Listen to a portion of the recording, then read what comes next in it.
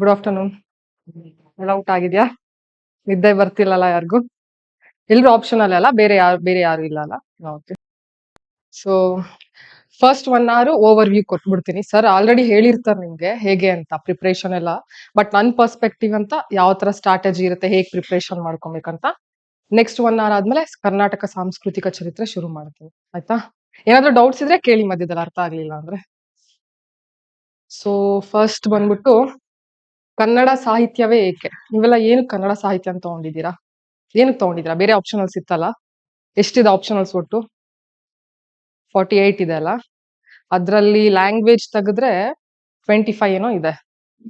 Sociology, geography ಅದೆಲ್ಲ ಸೇರಿ. So ಅದೆಲ್ಲ ತಗೊಂಬೋದಿತ್ತಲ್ಲ, ಇದನ್ನ ಯಾಕೆ ತಗೊಂಡಿದ್ದೀರಾ? ಏನೋ ರೀಸನ್ ಇರ್ಬೇಕಲ್ಲ ನೀವು ಇದು ತಗೊಂಡಿದ್ದೀರಾ ಅಂದ್ರೆ, ಏನಕ್ಕೆ? ಓಕೆ, ಹೌದು. ಅದ್ ಬಿಟ್ರೆ ಒಲವು. ಕಾಂಪಿಟೇಷನ್ ಕಮ್ಮಿ ಇರುತ್ತೆ. Okay, valid point. ಸ್ಟ್ರೆಂತ್ ಕಮ್ಮಿ ಇರುತ್ತೆ, ಅದೇ ಸೇಮ್, ಕಾಂಪಿಟೇಷನ್ ಕಮ್ಮಿ.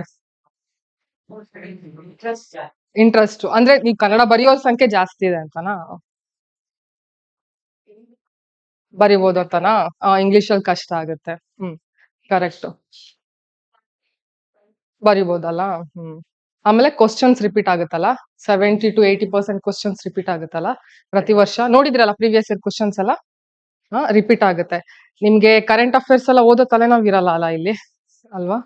ಇದಷ್ಟೇ ಸ್ಟಾಟಿಕ್ ಏನಿದೆಯಲ್ಲ, ಇದು ಸಿಲೆಬಸ್. ಆಕ್ಚುಲಿ ಇದನ್ನ ಇವ್ರ ಸಿಲೆಬಸ್ ಅಪ್ಡೇಟ್ ಮಾಡಿರೋದು 1980 ಅನ್ಸುತ್ತೆ ಲಾಸ್ಟ್. ಅದಾದ್ಮೇಲೆ ಅಪ್ಡೇಟ್ ಆಗಿಲ್ಲ ಇದು. ಸೊ ಹಂಗೆ ಇದೆ, ನಿಮ್ಗೆ ಪ್ರಚಲಿತ ವಿದ್ಯಮಾನ ಓದೋ ಅವಶ್ಯಕತೆ ಇಲ್ಲ.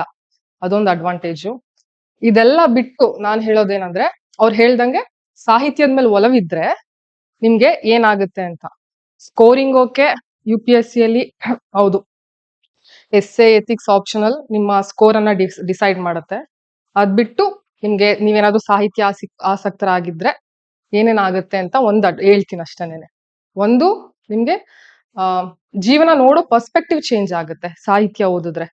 ಈಗ ನೀವು ಸ್ಟಾರ್ಟ್ ಮಾಡಿದೀರಾ, ಇನ್ನೊಂದು ವರ್ಷ 1-2 ವರ್ಷ ಆದ್ಮೇಲೆ ನೀವು ಜಗತ್ತನ್ನ ನೋಡ್ತಿರಲ್ಲ, ಆ ಪರ್ಸ್ಪೆಕ್ಟಿವ್ ಚೇಂಜ್ ಆಗುತ್ತೆ, ಜೀವನ ದೃಷ್ಟಿ ಚೇಂಜ್ ಆಗುತ್ತೆ. ಆಮೇಲೆ ಒಂದ್ ಸ್ಪಿರಿಚುಯಾಲಿಟಿ, ಇಲ್ಲಿ ನೀವು ಆದಿಪುರಾಣ ಓದಿದಿರಾ ಆಲ್ರೆಡಿ? ಓದಿದಿರಲ್ಲ? ಅಲ್ಲಿ ನಿಮ್ಗೆ ಆಧ್ಯಾತ್ಮಿಕ ಒಳನೋಟ ಸಿಗುತ್ತೆ. ನಿಮ್ಗೆ ಒಂದೊಂದು ಅಧ್ಯಾಯದಿಂದನೂ ಒಂದೊಂದು ಕಲಿಯುವಂತ ವಿಷಯಗಳಿದೆ. ಜಾನಪದ ಓದ್ತೀರಾ ಅಲ್ವಾ? ಜಾನಪದ ಓದಿದಾಗ ಏನ್ ಅನ್ಸುತ್ತೆ, ನಾವೆಲ್ಲ ವಿದ್ಯಾವಂತರು, ನಮ್ಮ ಅಹಂಭಾವನೆ ಕೆಳಗಡೆ ಇಳಿಸ್ಬಿಡುತ್ತೆ. ಅದು ನಮ್ಗಿಂತ ಡಬಲ್ ತಿಳ್ಕೊಂಡಿರೋರು ಅಂತ ಅನ್ಸುತ್ತಲ್ಲ. ಅವ್ರ ಗಾದೆಗಳು, ಅವ್ರ ಒಗಟುಗಳು ನೋಡಿದಾಗ ನಾವೇನೂ ಅಲ್ಲ ಅವ್ರ ಮುಂದೆ, ಅಲ್ವಾ? ನಿಮ್ಗೆ ಜೀವನ ಪ್ರೀತಿ ಅನ್ಸುತ್ತೆ. ಅಂದ್ರೆ ಲೈಫಲ್ಲಿ ಎಷ್ಟೇ ತೊಂದರೆಗಳಿದ್ರು ಕೆಲವೊಂದ್ಸಲ ಉತ್ಸುಕರಾಗಿರ್ಬೇಕು ಅಂತೆ, ಏನೇ ಕಷ್ಟಗಳಿದ್ರು ಲವಲವಿಕೆಯಿಂದ ಇರ್ಬೇಕು ಅನ್ನೋದಕ್ಕೆ ನಿಮ್ಗೆ ಪಾತ್ರಗಳು ಬರುತ್ತೆ. ನೀವಿನ್ನೂ ಓದಿಲ್ಲ, ನಾನು ಅದ್ ಹೇಳ್ತೀನಿ. ಕಾದಂಬರಿ ಬರುತ್ತೆ ಬೆಟ್ಟದ ಜೀವ ಅಂತ, ಅಲ್ಲಿ ಗೋಪಾಲಯ್ಯ ಅನ್ನೋ ಪಾತ್ರ ಬರುತ್ತೆ. ಅವ್ರು ನೋಡಿದಾಗ ಅದ್ ಅನ್ಸುತ್ತೆ ನಮ್ಗೆ, ಜೀವನವನ್ನ ಪ್ರೀತಿ ಮಾಡೋದಿದ್ಯಲ್ಲ, ಅವ್ರಿಗೆ ಅಷ್ಟು ತೊಂದರೆಗಳಿದ್ರು.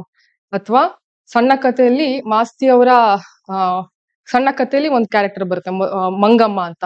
ಆಕೆ ನೋಡಿದಾಗ್ಲೂ ಅಷ್ಟೇನೆ, ಆಕೆ ಆಸೆ ಏನಂದ್ರೆ ಒಂದ್ ಜಾಕೆಟ್ ಹೊಲಿಸ್ಕೊಬೇಕು ಅಂತ. ಆ ಜಾಕೆಟ್ ಹೊಲಿಸ್ಕೊಂಡ್ರೆ ಆಕೆ ಖುಷಿ. ಇಲ್ಲಿ ಸಣ್ಣ ಸಣ್ಣ ಆಸೆಗಳು, ದೊಡ್ಡ ಆಸೆಗಳು, ದೊಡ್ಡ ನಿರೀಕ್ಷೆಗಳಿಲ್ಲ. ಅದೇ ನಮ್ ಲೈಫಲ್ಲಿ ಅದನ್ನೇ ಅಲ್ವಾ, ನಾವು ಚಿಕ್ಕದ್ರಲ್ಲೇ ನಾವು ಖುಷಿ ಪಡ್ಬೇಕು ಅನ್ನೋದು ಇಲ್ಲಿಂದ ಗೊತ್ತಾಗುತ್ತೆ. ಇಲ್ಲಿ ಗೋಪಾಲಯ್ಯ ಆಗಿರ್ಲಿ ಅಥವಾ ಮಂಗಮ್ಮ ಆಗಿರ್ಲಿ, ಇವ್ರು ಯಾರು ವಿದ್ಯಾವಂತರಲ್ಲ, ಅನಕ್ಷರಸ್ಥರು.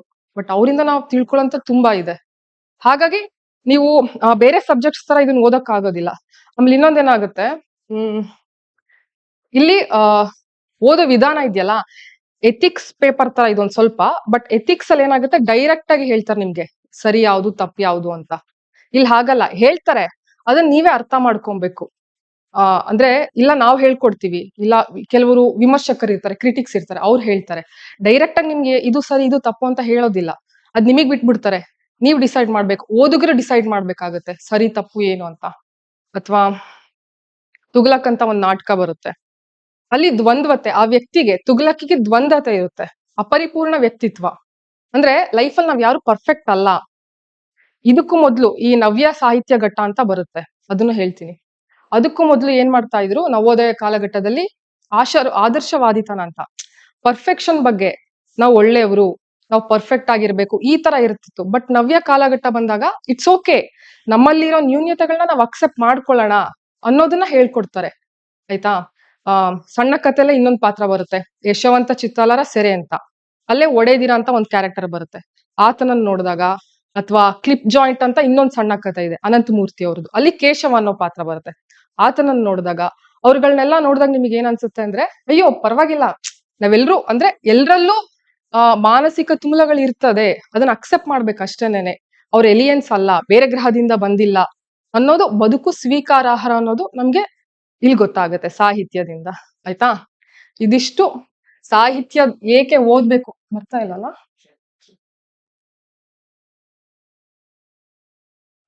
ಸಾಹಿತ್ಯ ಏಕೆ ಅನ್ನೋದಕ್ಕೆ ನಿಮಗೆ ಬೇರೆ ಆಪ್ಷನಲ್ ತಗೊಂಡಿರೋರ್ಗಿಂತ ನಿಮಗಿರುವಂತ ಅಡ್ವಾಂಟೇಜ್. ಅಂಡ್ ಮಾತೃಭಾಷೆ ಆಗಿರೋದ್ರಿಂದ ಗ್ರಹಿಕೆ ಬೇಗ ಆಗುತ್ತೆ ನಿಮ್ಗೆ, ಅಲ್ವಾ?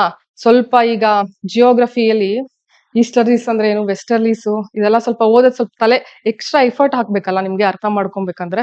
ಇಲ್ಲಿ ಹಾಗಲ್ಲ, ಚೆನ್ನಾಗ್ ಅರ್ಥ ಆಗತ್ತೆ ನಿಮ್ಗೆ. ನಿಮ್ಗೆ ಏನೇ ಒಂದ್ಸಲ ಓದಿದ್ರೆ ಸಾಕು, ಕಾದಂಬರಿ ಒಂದ್ಸಲ ಓದಿದ್ರೆ ಸಾಕು. ನೀವು ಕಾದಂಬರಿ ಓದಿದ್ಮೇಲೆ ನೀವು ಮಾಡ್ಬೇಕಾಗಿರೋ ಕೆಲಸ, ಅಥವಾ ಒಂದು ಸಣ್ಣ ಕಥೆನ ಓದಿದ್ಮೇಲೆ ಮಾಡ್ಬೇಕಾಗಿರೋ ಕೆಲಸ ಅಂದ್ರೆ, ಬೇರೆ ಬೇರೆ ವಿಮರ್ಶಕರು ಅದ್ರ ಬಗ್ಗೆ ಏನೇನು ಅವರ ಅಭಿಪ್ರಾಯಗಳನ್ನ ಹೇಳಿದ್ದಾರೆ ಅದು ಮುಖ್ಯ ಆಗುತ್ತೆ. ಸೊ ಇದು ಅದು ನಿಮ್ ಕೆಲಸ ಆಗುತ್ತೆ. ಕಾದಂಬರಿ ನಾವೇನೋ ಹೇಳ್ತೀವಿ, ಅಥವಾ ನಿಮಗೆ ಎಲ್ಲೋ ಸಿಗುತ್ತೆ, ನಿಮ್ಗೆ ಯೂಟ್ಯೂಬ್ ಅಲ್ಲಿ ಸಿಗುತ್ತೆ, ಅಥವಾ ನಾವೇ ಹೇಳ್ಕೊಡ್ತೀವಿ. ನಾವು ಕೆಲವೊಂದು ಹೇಳ್ತೀವಿ ವಿಮರ್ಶಕರ ಅಭಿಪ್ರಾಯ, ಅದ್ರ ಜೊತೆ ನೀವು ಎಕ್ಸ್ಟ್ರಾ ಎಫರ್ಟ್ ಹಾಕ್ಬೇಕು, ಅದು ನಿಮ್ ಕೆಲಸ ಆಗುತ್ತೆ. ಆಯ್ತು. ನೆಕ್ಸ್ಟ್ ಪಠ್ಯಕ್ರಮ, ಅಂಕಗಳು, ಮತ್ತೆ ಓಕೆ, ಒಂದ್ಸಲ ಪಠ್ಯಕ್ರಮ ಮತ್ತೆ ಮಾರ್ಕ್ಸ್ ಯಾವ್ಯಾವ ಚಾಪ್ಟರ್ಗೆ ಎಷ್ಟೆಷ್ಟು ಡಿವೈಡ್ ಮಾಡಿದಾರೆ ಅಂತ ಒಂದ್ಸಲ ನೋಡ್ಬಿಡೋಣ. ಚೇಂಜ್ ಇದು ಮೂವ್ ಮಾಡೋದಕ್ಕಲ್ಲ.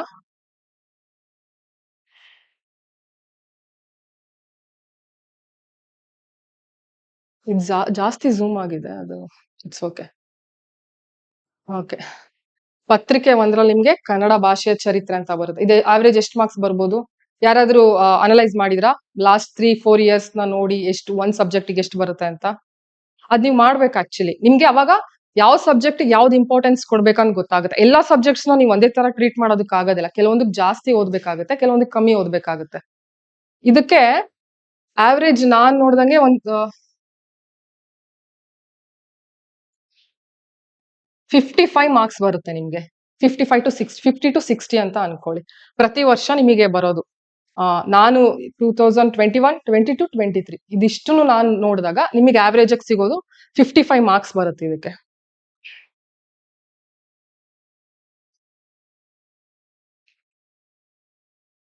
ನೆಕ್ಸ್ಟ್ ಕನ್ನಡ ಸಾಹಿತ್ಯ.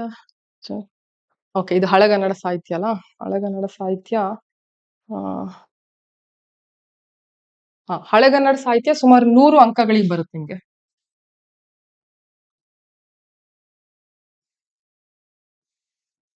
ನೀವು ನೋಟ್ ಡೌನ್ ಮಾಡ್ಕೊಳಂಗಿದ್ರೆ ಮಾಡ್ಕೊಬಹುದು, ಯಾವ್ಯಾವ ಚಾಪ್ಟರ್ಗೆ ಎಷ್ಟೆಷ್ಟು ಮಾರ್ಕ್ಸ್ ಅಂತ.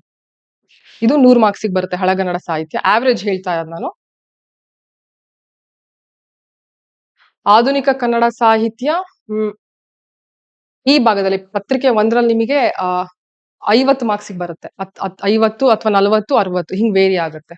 ಆವರೇಜ್ 50 ಅಂತ ತಗೊಳ್ಳಿ.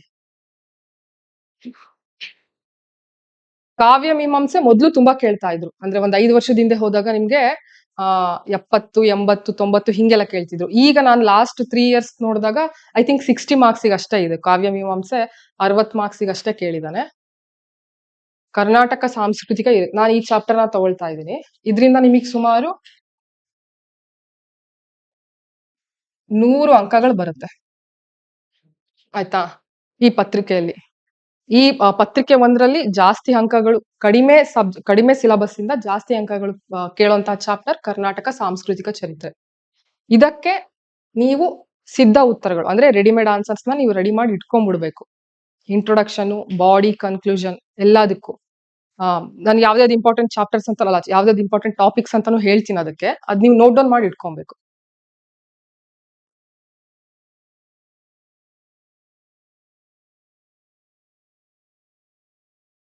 ನೆಕ್ಸ್ಟ್ ಪತ್ರಿಕೆ 2ರಲ್ಲಿ ಹಳೆಗನ್ನಡ ಸಾಹಿತ್ಯ ಚರಿತ್ರೆಯಿಂದ ಎಷ್ಟು,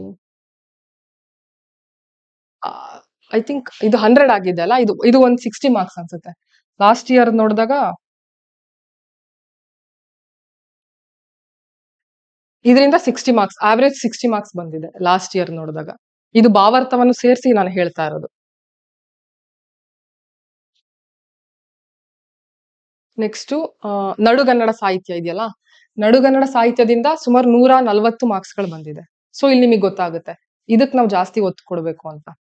140 ಮಾರ್ಕ್ಸ್. ನಾನು ಇದು 3 ವರ್ಷದ ಮಾತ್ರ ಅನಲೈಸ್ ಮಾಡಿದೀನಿ. ನೀವು ಬೇಕಿದ್ರೆ 5 ವರ್ಷದ ಕೂಡ ನೀವು ಲಾಸ್ಟ್ 5 ಇಯರ್ಸ್ ನೋಡ್ಕೊಂಡು ಕೂಡ ನೀವು ಅನಲೈಸ್ ಮಾಡ್ಕೊ. ಗೊತ್ತಾಗ್ತಿದಲ್ಲ ನಾನು ಹೇಳ್ತಿರೋದು. ನೆಕ್ಸ್ಟ್ ಇದು ನಡುಗನ್ನಡ ಆಯ್ತಲ್ಲ.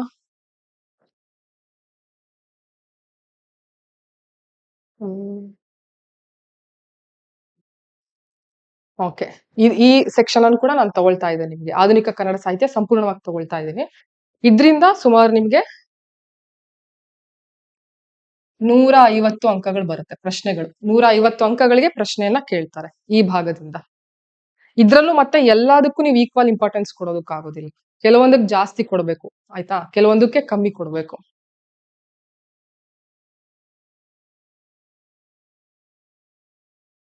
ನೆಕ್ಸ್ಟ್ ಜಾನಪದ ಸಾಹಿತ್ಯ. ಇದು ಒಂದ್ 5 ವರ್ಷದಿಂದ ಆಗಿದ್ರೆ ಒಂದ್ 80-90 ಮಾರ್ಕ್ಸ್ ಕೇಳೋಣ. ಈಗ ಲಾಸ್ಟ್ 3 ಇಯರ್ಸ್ ನಾವು ನೋಡಿದ್ರೆ ಇದು ಕೂಡ ಸುಮಾರು ಒಂದ್ 60 ಮಾರ್ಕ್ಸ್ ಮಾತ್ರ ಕೇಳಿದಾನೆ.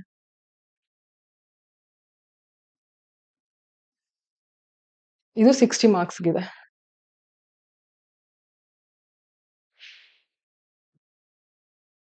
ಸೊ ಇಷ್ಟ ಆಯ್ತು ಯಾವ್ಯಾವ ಚಾಪ್ಟರ್ಸ್ಗೆ ಎಷ್ಟೆಷ್ಟು ಮಾರ್ಕ್ಸ್ ಅಲೋಕೇಟ್ ಮಾಡಿದ್ದಾರೆ ಅಂತ. ಇದ್ರಲ್ಲಿ ನೀವು ಜಾಸ್ತಿ ಯಾವ್ದಕ್ಕೆ ಸ್ಟ್ರೆಸ್ ಮಾಡ್ಬೇಕಂತಂದ್ರೆ ಜಾನಪದ ಸಾಹಿತ್ಯ, ಕರ್ನಾಟಕ ಸಾಂಸ್ಕೃತಿಕ ಚರಿತ್ರೆ, ಭಾಷಾಶಾಸ್ತ್ರ, ನಡುಗನ್ನಡ ಸಾಹಿತ್ಯ, ಕಾವ್ಯ ಮೀಮಾಂಸೆ. ಅಂದ್ರೆ ಸಿಲೆಬಸ್ ಕಮ್ಮಿ ಇದೆ, ನೇರವಾಗಿ ಪ್ರಶ್ನೆಗಳು ಬರ್ತಾ ಇಲ್ಲಿಂದ. ಇನ್ನೊಂದೇನಂತಂದ್ರೆ ನೀವು ಆಲ್ರೆಡಿ ಪ್ರೀವಿಯಸ್ ಇಯರ್ ಕ್ವಶನ್ಸ್ ನ ನೋಡಿದ್ರೆ ಎಲ್ಲಿಂದನೋ ಕೇಳಿ ಪ್ರಶ್ನೆಗಳು ಬಂದ್ರೆ ತುಂಬಾ ಕಮ್ಮಿ. ಇಲ್ಲಿಂದ ನಿಮಗೆ ಹಳೆಗನ್ನಡ ಸಾಹಿತ್ಯ ಆಗಿರ್ಬೋದು ಅಥವಾ ಆಧುನಿಕ ಕನ್ನಡ ಸಾಹಿತ್ಯಗಳನ್ನ ನೋಡಿದ್ರೆ ಅವ್ನು ಯಾವ ರೀತಿ ಬೇಕಾದ್ರೂ ಪ್ರಶ್ನೆಗಳನ್ನ ಫ್ರೇಮ್ ಮಾಡ್ಬೋದು. ಬಟ್ ಇಲ್ಲಿ ನೇರವಾಗಿ ಬರ್ತಿದೆ ಪ್ರಶ್ನೆಗಳು, ಜಾನಪದ ಕೂಡ ಹೌದು. ಹಾಗಾಗಿ ಪ್ರಿಯಾರಿಟಿ ಅಂತ ತಗೊಂಡಾಗ ಇವುಗಳು ನಿಮ್ ಫಸ್ಟ್ ನಿಮ್ ಪ್ರಿಯಾರಿಟಿ ಇರಲಿ ಈ ಸಬ್ಜೆಕ್ಟ್ಗಳು.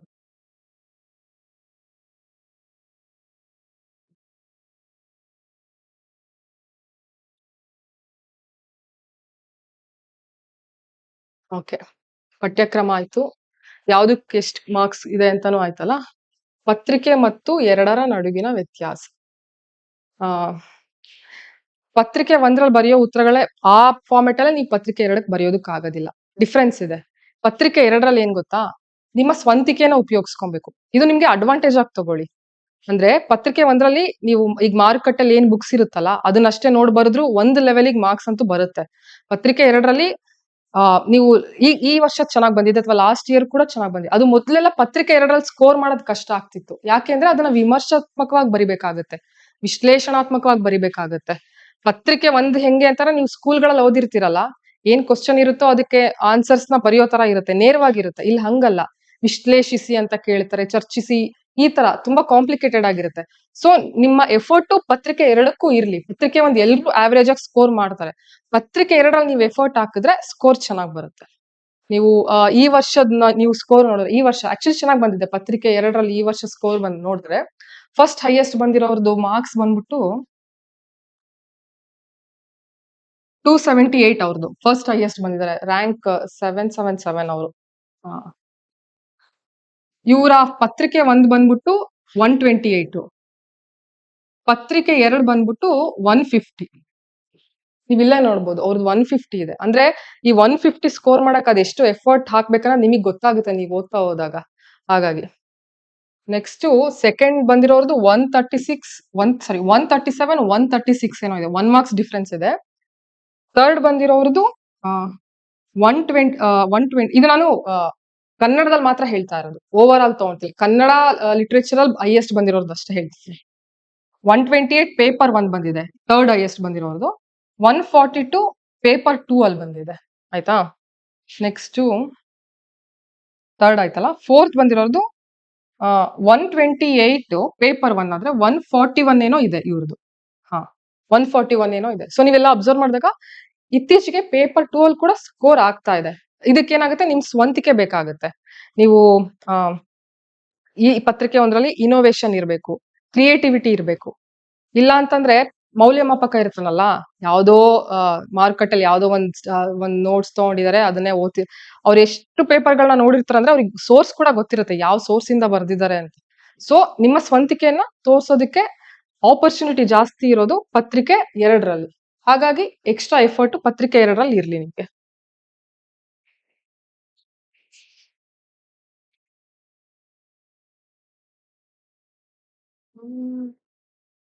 ಓಕೆ, 3rd ಪಾಯಿಂಟ್ ಆಯ್ತಲ್ಲ.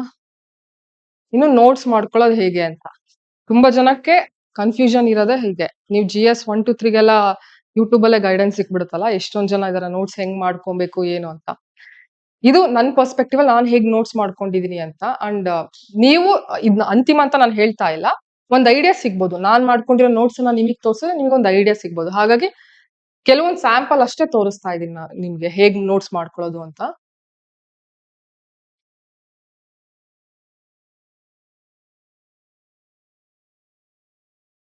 ಕಾಸ್ಟ್ ಆಯ್ತಾ ಇಲ್ಲ ಸ್ಲೋ ನಡೆಯುತ್ತಲ್ಲ?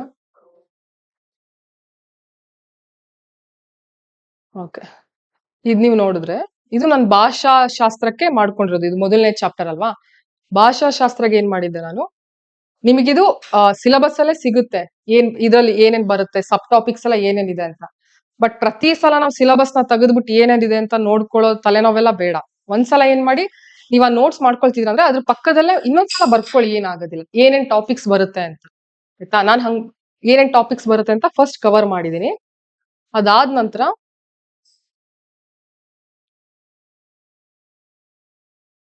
ಪ್ರೀವಿಯಸ್ ಇಯರ್ ಕ್ವಶನ್ಸ್ ಇದು ಎಷ್ಟು ಮಾರ್ಕ್ಸ್ ಬಂದಿದೆ ಅಂತಾನು ನಾನು ಹಾಕೊಂಡ್ಬಿಟ್ಟಿದ್ದೀನಿ.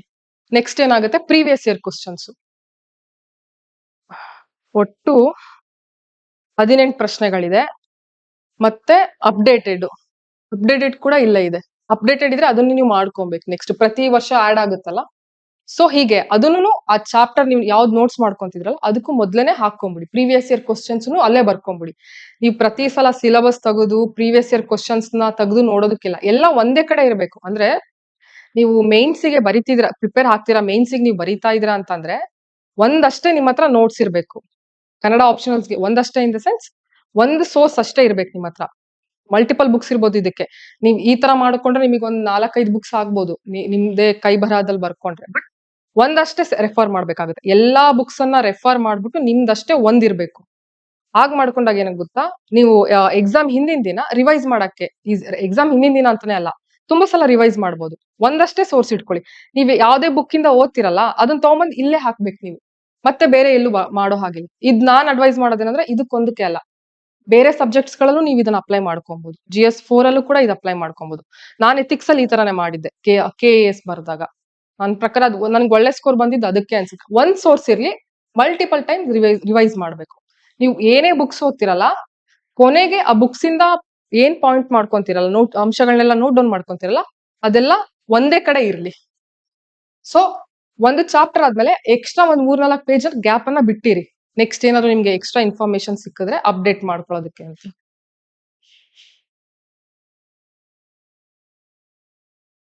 ಇದು ಆಯ್ತಲ್ಲ, ಪ್ರೀವಿಯಸ್ ಇಯರ್ ಕ್ವಶನ್ಸ್ ಆಯ್ತು. ನಾನು ಇದೇನ್ ಮಾಡಿದ್ದೆ ಅಂದ್ರೆ ಸ್ಟೋರ್ ರೂಮ್ ಅಂತ ಬರ್ಕೊಂಡ್ಬಿಟ್ಟಿದ್ದೆ. ಸ್ಟೋರ್ ರೂಮ್ ಅಂದ್ರೆ ಏನು, ನಾವು ಸ್ಟೋರ್ ರೂಮ್ ಅಲ್ಲಿ ಏನ್ ಮಾಡ್ತೀವಿ, ಬೇಡದಿರೋದು ಬೇಕಿರೋದು ಎಲ್ಲ ಹಾಕ್ತಿವಲ್ಲ, ಹಂಗೆ ನನಗೆ ಯಾವ್ದೋ ಲೈನ್ ಇಷ್ಟ ಆಯ್ತು ಅಂದ್ರೆ ಈ ಚಾಪ್ಟರ್ ರಿಲೇಟೆಡ್ ಯಾವ್ದೋ ಸಾಲ್ ಇಷ್ಟ ಆಯ್ತು, ಎಲ್ಲೋ ನೋಡಿದ್ದೆ, ಎಲ್ಲೋ ಬರ್ಕೊಂಡು ಅದನ್ನ ಇಲ್ಲಿ ಬರ್ದು ಹಾಕ್ತಾ ಇದ್ದೆ. ಈಗ ನನ್ಗೆ ಗೊತ್ತಿಲ್ಲ ಅದನ್ನ ಹೆಂಗ್ ಯೂಸ್ ಮಾಡ್ಬೇಕು ಅಂತ, ಅದನ್ನ ನಾನು ಆನ್ಸರ್ ಬರಿಬೇಕಾದ್ರೆ ಯೋಚನೆ ಮಾಡ್ತಿದ್ದೆ, ಅದನ್ನ ಅವಾಗ ನೋಡ್ತಿದ್ದೆ. ಬಟ್ ಇವಾಗ ನನಗೆ ಚೆನ್ನಾಗಿದೆ, ಈಗ ನಾನು ನ್ಯೂಸ್ ಪೇಪರ್ ಅಲ್ಲಿ ಏನೋ ಓದಿದೀನಿ, ಚೆನ್ನಾಗಿದೆ ಆ ಸಾಲು, ಮತ್ತೆ ನಾನು ನ್ಯೂಸ್ ಪೇಪರ್ ಎಲ್ಲೋ 2 ತಿಂಗಳು ಹಿಂದಿನ ತಿಂಗಳದ ಹಿಂದಕ್ಕೆ ಹೋಗೋದಕ್ಕಾಗಲ್ಲ. ಅದನ್ನೇನ್ ಮಾಡ್ತಿದ್ದೆ, ಬರ್ಕೊಂಡ್ಬಿಡ್ತಿದ್ದೆ ಈ ತರ. ಈಗ ಒಂದ್ ಕ್ವಶನ್ ಇದೆ, ಕನ್ನಡವು ಸಂಸ್ಕೃತ ಜನ್ಯವೇ ಅಂತ ನಿಮಗೆ ಭಾಷಾಶಾಸ್ತ್ರದಲ್ಲಿ ಇದೆ. ಇದಕ್ಕೆ ಮುದ್ದಣ್ಣ ಹೇಳಿರುವಂತದ್ದು, ಕವಿ ಮುದ್ದಣ್ಣ ಅವನು ಹೇಳಿದಾನೆ, ಚಲುವಾದ ಕನ್ನಡದಲ್ಲಿ ಸಂಸ್ಕೃತದ ಹದವರಿತ ಮಿಶ್ರಣವು ಕರಿಮಣಿಯ ಸರದೋಳ್ ಚೆಂಬವಳಂ ಕೋದಂತೆ ಅಂತ ಹೇಳ್ತಾನೆ. ಇದನ್ನ ನೀವು ಕನ್ಕ್ಲೂಷನ್ ಅಲ್ಲಿ, ಉಪಸಂಹಾರದಲ್ಲಿ ಉಪಯೋಗಿಸ್ಕೊಬಹುದು. ಈಗ ನನಗೆ ಗೊತ್ತಿಲ್ಲ ಏನಂತ, ಬಟ್ ನಾನು ಅಲ್ಲಿ ಹಾಕಿರ್ತೀನಿ. ನನಗೆ ಗೊತ್ತಿರೋ ಪಾಯಿಂಟ್ಸ್ ಎಲ್ಲ, ಚೆನ್ನಾಗಿರೋ ಪಾಯಿಂಟ್ಸ್ ಎಲ್ಲ ಹಾಕಿರ್ತೀನಿ. ಆಮೇಲೆ ನನಗೆ ಯಾವ ರೀತಿ ಯೂಸ್ ಮಾಡ್ಕೊಬೇಕು ಅಂತ ನಾನು ಆನ್ಸರ್ ರೈಟಿಂಗ್ ಸ್ಟಾರ್ಟ್ ಮಾಡ್ತೀನಲ್ಲ, ಅವಾಗ ನಾನು ಅಲ್ಲಿ ಯೂಸ್ ಮಾಡ್ಕೊಂತೀನಿ. ಈಗ ಇನ್ನೊಂದು ತೋರಿಸ್ತೀನಿ. ಇದು ಕುವೆಂಪು ಅವ್ರು ಒಂದ್ ಸಾಲು ಹೇಳಿದ್ದಾರೆ. ಇದನ್ ಗೊತ್ತಿಲ್ಲ ನನಗೆ ಎಲ್ಲಿ ಉಪಯೋಗಿಸ್ಕೊಬಹುದು ಅಂತ, ಬಟ್ ಕ್ವಶನ್ಸ್ ನೋಡಿದಾಗ ನನಗೆ ಐಡಿಯಾ ಬರುತ್ತೆ ಎಲ್ಲಿ ಉಪಯೋಗಿಸ್ಕೊಬಹುದು ಅಂತ.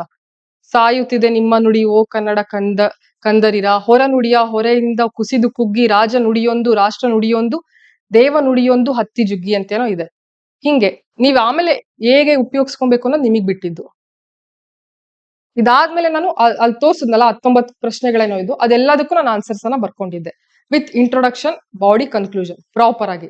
ಇದು ಈ ತರ ನಾನು ಎಷ್ಟಕ್ ಮಾಡಿದ್ದೆ ಅಂತಂದ್ರೆ, ಭಾಷಾಶಾಸ್ತ್ರ, ಕಾವ್ಯ ಮೀಮಾಂಸೆ, ಸಾಂಸ್ಕೃತಿಕ ಚರಿತ್ರೆ, ಆ ಆಧುನಿಕ ಕನ್ನಡ ಸಾಹಿತ್ಯದಲ್ಲಿ ಕೆಲವೊಂದಕ್ ಮಾಡಿದ್ದೆ. ತುಗ್ಲಕಿಗ್ ಮಾಡಿದ್ದೆ, ಮಾಧವಿಗ್ ಮಾಡಿದ್ದೆ, ಸಣ್ಣ ಕಥೆಗಳಲ್ಲಿ ಕೆಲವೊಂದಕ್ ಮಾಡಿದ್ದೆ. ಈ ತರ ಎಲ್ಲದಕ್ಕೂ ಇದೇ ತರ ಮಾಡೋದ್ ಕಷ್ಟ ಆಗುತ್ತೆ. ಕೆಲವೊಂದಕ್ಕೆ ಏನ್ ಮಾಡ್ಬೇಕು ಗೊತ್ತಾ, ನೀವು ಪಾಯಿಂಟ್ಸ್ ವೈಸು ಮಾಡ್ಬೇಕಾಗತ್ತೆ. ತೋರಿಸ್ತೀನಿ ಅದನ್ನು. ಈಗ ಈ ಭಾಷೆ ಅನ್ನೋ ಪ್ರಶ್ನೆಗೆ ಫಸ್ಟ್ ಪೇಜ್ ಅಲ್ಲಿ ನಾನು ಈಗ ಬರ್ದಿದ್ದೀನಿ.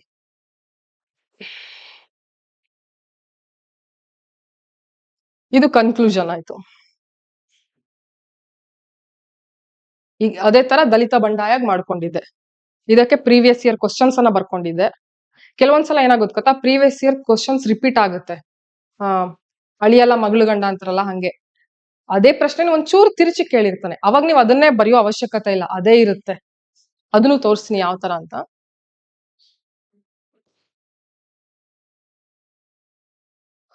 ಇದಕ್ಕೆ ಆನ್ಸರ್ಸ್, ಇದಕ್ಕೂ ಪ್ರಾಪರ್ ಆಗಿ ಇಂಟ್ರೋ, ಬಾಡಿ, ಕನ್ಕ್ಲೂಷನ್ ಎಲ್ಲ ಮಾಡ್ಕೊಂಡಿದ್ದೆ.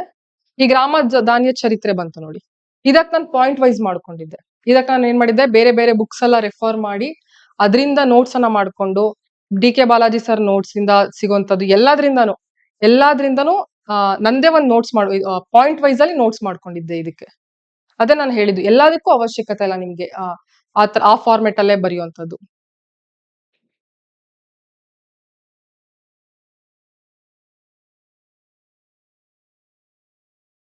ಈ ರಾಮಧಾನ್ಯ ಚರಿತ್ರೆ ಅಂತಂದ್ರೆ ಒಂದ್ 5-6 ಪೇಜ್ ಇದೆ ಅಂತಂದ್ರೆ, ಎಲ್ಲಾ ಪ್ರಶ್ನೆಗಳಿಗೂನು ಅವ್ನು ಏನೇ ಕ್ವಶನ್ ಕೇಳಿದ್ರು ನನ್ನ ಹತ್ರ ಅದಕ್ಕೆ ಆನ್ಸರ್ ಇತ್ತು. ಆ ತರ.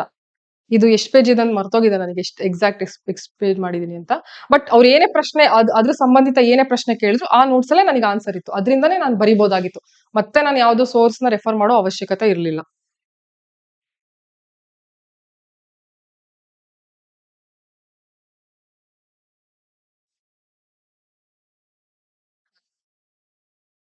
ಇದು ಅಷ್ಟೇ. ನಿಮ್ಗೆ ಏನಾದ್ರು ಚೆನ್ನಾಗಿರೋ ಲೈನ್ಸ್, ಹಳಗನ್ನಡ ಸಾಲುಗಳೆಲ್ಲಾದ್ರೂ ಎಲ್ಲೋ ಓದಿರ್ತಾರ. ಈಗ ಸಾಮಾನ್ಯನಿಗೆ ಸಾಹಿತ್ಯ ಚರಿತ್ರೆ ಅಂತ 10 ಸಂಪುಟಗಳ ಪುಸ್ತಕ ಇದೆಯಲ್ಲ, ಅಲ್ಲಿ ನಿಮಗೆ ತುಂಬಾ ಚೆನ್ನಾಗಿರೋ ಲೈನ್ಸ್ ಗಳು ಸಿಗ್ತಾ ಇರುತ್ತೆ ಓದ್ತಾ ಇದ್ರೆ.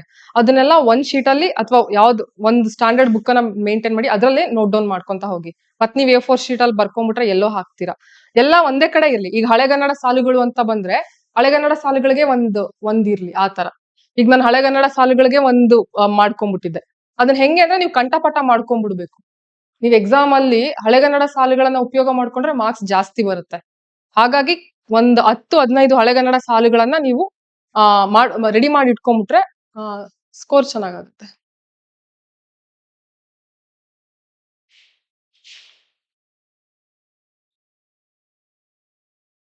ಇದು ನಿಮಗೆ ಕಾಣಿಸ್ತಾ ಇಲ್ಲ, ಬಟ್ ಒಂದ್ ಐಡಿಯಾ ಕೊಡೋದಕ್ಕೆ ಹೇಳ್ತಿದ್ದೀನಿ ಅಷ್ಟೇ. ಮತ್ತೆ ಕೆಲವೊಂದು ಪದಗಳು ನಿಮಗೆ ಅರ್ಥ ಆಗೋದಿಲ್ಲ. ಇವಾಗ ಓದ್ತಿರ್ತೀರಲ್ವಾ, ಕೆಲವೊಂದು ತುಂಬಾ ಸ್ಟ್ಯಾಂಡರ್ಡ್ ಅನ್ಸುತ್ತೆ ಪದಗಳು, ಗ್ರಾಂಥಿಕ ಭಾಷೆ ಇರುತ್ತಲ್ವಾ. ಹಾಗಾಗಿ ನಿಮಗೆ ಅರ್ಥ ಆಗ್ದಲೇ ಇರೋ ಪದಗಳನ್ನು ಬರ್ಕೊಂತ ಹೋಗಿ. ಇವಾಗ ಈರ್ಷ್ಯೆ ಅಂತಂದ್ರೆ ಆಸೆ. ಸ್ಟಾರ್ಟಿಂಗ್ ಇವಾಗ ಓಕೆ ನನಗೆ, ಬಟ್ ಮೊದ್ಲು ನಾನ್ ಶುರು ಮಾಡಿದಾಗ ನನಗೂ ಅರ್ಥ ಆಗ್ತಾ ಇರಲಿಲ್ಲ. ಅವಾಗ ನಾನೇನ್ ಮಾಡ್ತಾ ಇದ್ದೆ, ಬರ್ಕೊಳ್ತಾ ಹೋಗ್ತಾ ಇದ್ದೆ. ಹಿಂಗೆ ಎಲ್ಲದಕ್ಕೂ ಈ ತರ ಯಾವ್ದಾದ್ ಕಷ್ಟ ಆಗುತ್ತಲ್ಲ, ನಿಮಗೆ ಅರ್ಥ ಆಗ್ಲಿಲ್ಲ ಅಂದ್ರೆ ಬರ್ದಿಟ್ಕೊಂಡು ಗ್ಯಾಪ್ ಬಿಡಿ. ನನ್ನನ್ನಾದ್ರೂ ಕೇಳ್ಬೋದು, ಅಥವಾ ಕೆಲವೊಂದು ಆಪ್ಸ್ ಇದೆ. ಕನ್ನಡ ಸಾಹಿತ್ಯ ಪರಿಷತ್ತದ ಒಂದು ಆಪ್ ಇದೆ, ಅಥವಾ ಬುಕ್ ಕೂಡ ಇದೆ. ಹಳೆಗನ್ನಡ ಡಿಕ್ಷನರಿ ಒಂದು ಬುಕ್ ಬರುತ್ತೆ, ನಾನು ಅದನ್ನ ಹೇಳ್ತೀನಿ ನಿಮಗೆ. ಆ ತರ ಬುಕ್ ಅದನ್ನು ಕೂಡ ಯೂಸ್ ಮಾಡ್ಕೊಂಡು ನೀವು ನೋಟ್ ಡೌನ್ ಮಾಡ್ಕೊಬಹುದು.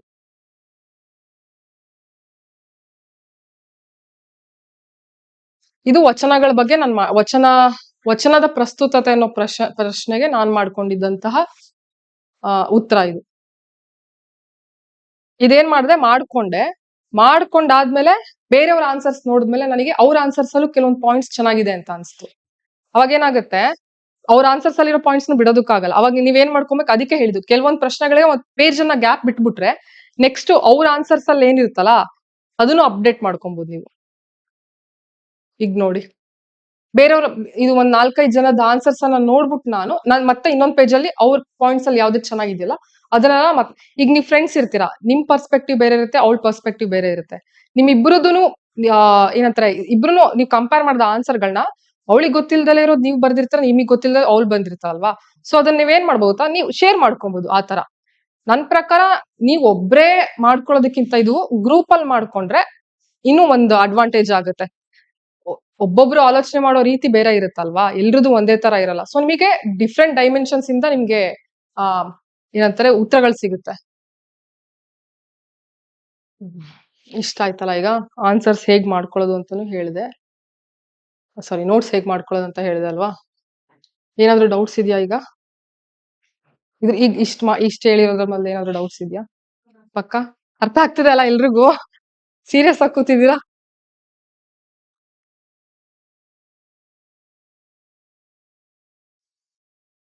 ಏನು ಡೌಟ್ಸ್ ಇದೆಯಾ ಏನಾದ್ರು? ನೆಕ್ಸ್ಟ್ ಸರ್, ಈಗ ನೋಟ್ಸ್ ಎಲ್ಲ ಮಾಡ್ಕೊಂತೀರಾ, ಈಗ ಉತ್ತರದ ಮೌಲ್ಯವರ್ಧನೆ, ಆನ್ಸರ್ ಅನ್ನ ಹೇಗ್ ಬೆಟರ್ ಆಗಿ ಬರೀಬಹುದು ಅಂತ. ಎಲ್ರು ಬರ್ದಂಗ್ ಬರೆದ್ರೆ ಈಗ ಆನ್ಸರ್ ಸಿಗಲ್ಲ ಈಗ ಮೊದ್ಲಿನ ತರ ಅಲ್ವಾ. ಅವಾಗ್ಲೇ ಹೇಳ್ದಂಗೆ ಯಾವ್ದೋ ಒಂದು ಮಾರ್ಕೆಟ್ ಅಲ್ಲಿ ಇರೋದು ಯಾವ್ದೋ ಒಂದು ಬುಕ್ ತಗೊಂಡ್ಬಂದ್ಬಿಟ್ಟು ಅದನ್ನೇ ಬರಿತಾ ಇದ್ರು, ಮೊದ್ಲು ಒಂದ್ ಆವರೇಜ್ ಮಾರ್ಕ್ಸ್ ಸಿಗೋದು, ಈಗ ಅದು ಸಿಗೋದಿಲ್ಲ, ಬಿಲೋ ಆವರೇಜ್ ಮಾರ್ಕ್ಸ್ ಸಿಗುತ್ತೆ.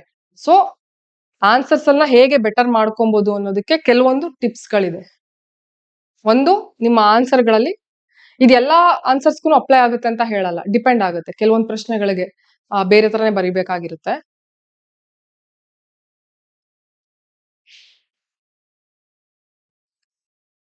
ಸಂಭಾಷಣೆಗಳು ಕೆಲವೊಂದಕ್ಕೆ ನೀವು ಡೈರೆಕ್ಟ್ ಆಗಿ ಪುಸ್ತಕದಲ್ಲಿ ಏನಿರುತ್ತಲ್ವಾ, ಅವರು ಪಠ್ಯಕ್ರಮದಲ್ಲಿ ಯಾವ ಬುಕ್ ಅನ್ನ ಸಜೆಸ್ಟ್ ಮಾಡಿರ್ತಾರೆ ಅದ್ರಲ್ಲಿ ಏನಿರುತ್ತಲ್ಲ ಸಂಭಾಷಣೆ, ಅದನ್ನ ನೀವು ಹಾಕ್ಬೇಕಾಗುತ್ತೆ. ಈಗ ತುಗ್ಲಕ್ ಅಂತ ಬಂತ ಪ್ರಶ್ನೆ ಬಂತು ಅಂದ್ರೆ, ತುಗ್ಲಕ್ ಅಲ್ಲಿ ಯಾವ್ದೋ ಒಂದು ಕಾನ್ವರ್ಸೇಷನ್ ಇರುತ್ತೆ, ತುಗ್ಲಕ್ ಮತ್ತೆ ಅವ್ನ ಮಲತಾಯಿ ಯಾವ್ದೋ ಒಂದು ಮಾತಾಡ್ತಿರ್ತಾರೆ ಅನ್ಕೊಳ್ಳಿ, ಆ ಕಾನ್ವರ್ಸೇಷನ್ ಕೂಡ ನೀವು ಹಾಕ್ಬೋದು. ಅಂದ್ರೆ ಔಚಿತ್ಯ ಪೂರ್ಣವಾಗಿರ್ಬೇಕು ಅದು ಹಾಕೋದು. ನೀವು ಆ ಉತ್ತರಕ್ಕೆ ಅದು ಸರಿ ಹೋಗ್ಬೇಕು, ಸುಮ್ನೆ ಹಾಕ್ಬೇಕು ಅಂತ ಹಾಕೋದಲ್ಲ. ಹಾಗೆ ಸಂಭಾಷಣೆಗಳನ್ನ ಒಂದು 2 3 ನಿಮ್ಗೆ ನೆನ್ಪಿದ್ದಷ್ಟು, ಜಾಸ್ತಿ ಬರದಷ್ಟು ನಿಮ್ಗೆ ಮಾರ್ಕ್ಸ್ ಜಾಸ್ತಿ ಬರುತ್ತೆ. ಒಂದ್ ಮಿನಿಮಮ್ 3 ಅಂತೂ 3 ಸಾಲುಗಳಲ್ಲಿ ನೀವು ಸಂಭಾಷಣೆಗಳನ್ನ ಬರೆದ್ರೆ ಒಳ್ಳೇದು. ನೆಕ್ಸ್ಟ್ ಹಳೆಗನ್ನಡದ ಸಾಲುಗಳು, ಇದು ಇಂಪಾರ್ಟೆಂಟ್. ನಾನು ಆಗ್ಲೇ ಹೇಳಿದ್ನಲ್ಲ, ನೀವು ಹಳೆಗನ್ನಡದ ಸಾಲುಗಳಿಗೆ ಒಂದ್ 2 3 ಪೇಜ್ಗಳಲ್ಲಿ ಯಾವ್ದು ಚೆನ್ನಾಗಿರೋದು ಸಾಲುಗಳು ಸಿಕ್ಕಿದೆಯೋ ಎಲ್ಲ ನೀವು ಬರ್ಕೊಳ್ತಾ ಹೋಗ್ಬೋದು. ನೀವು ಸಾಮಾನ್ಯನಿಗೆ ಸಾಹಿತ್ಯ ಚರಿತ್ರೆ ಅದು ಓದೋದಕ್ಕೆ ತುಂಬಾ ಸಿಗುತ್ತೆ ನಿಮ್ಗೆ, ಆಯ್ತಾ. ಈಗ ಉದಾಹರಣೆ, ಕರ್ನಾಟಕದ ಸಾಂಸ್ಕೃತಿಕ ವೈಶಿಷ್ಟ್ಯಗಳು ಅಂತ ಒಂದು ಪ್ರಶ್ನೆ ಇರುತ್ತೆ. ಇಲ್ಲಿ ನಾವೇನ್ ಮಾಡ್ಬೇಕು, ಕರ್ನಾಟಕದ ಸಾಂಸ್ಕೃತಿಕ ವೈಶಿಷ್ಟ್ಯಗಳು ಅಂದ್ರೆ ನಾವು ಕನ್ನಡಿಗರು ಬೇರೆ ರಾಜ್ಯಗಳಿಗಿಂತ ಹೇಗೆ ಭಿನ್ನ, ಸಾಂಸ್ಕೃತಿಕವಾಗಿ ಹೇಗೆ ಭಿನ್ನವಾಗಿದ್ದೀವಿ ಅಂತ ನಾವು ಹೇಳ್ಬೇಕು ಅಂತ ಅಂದ್ರೆ ಪ್ರಶ್ನೆಗೆ ನೀವು ಹಳೆಗನ್ನಡದ ಸಾಲಲ್ಲೇ ಶುರು ಮಾಡ್ಬೋದು.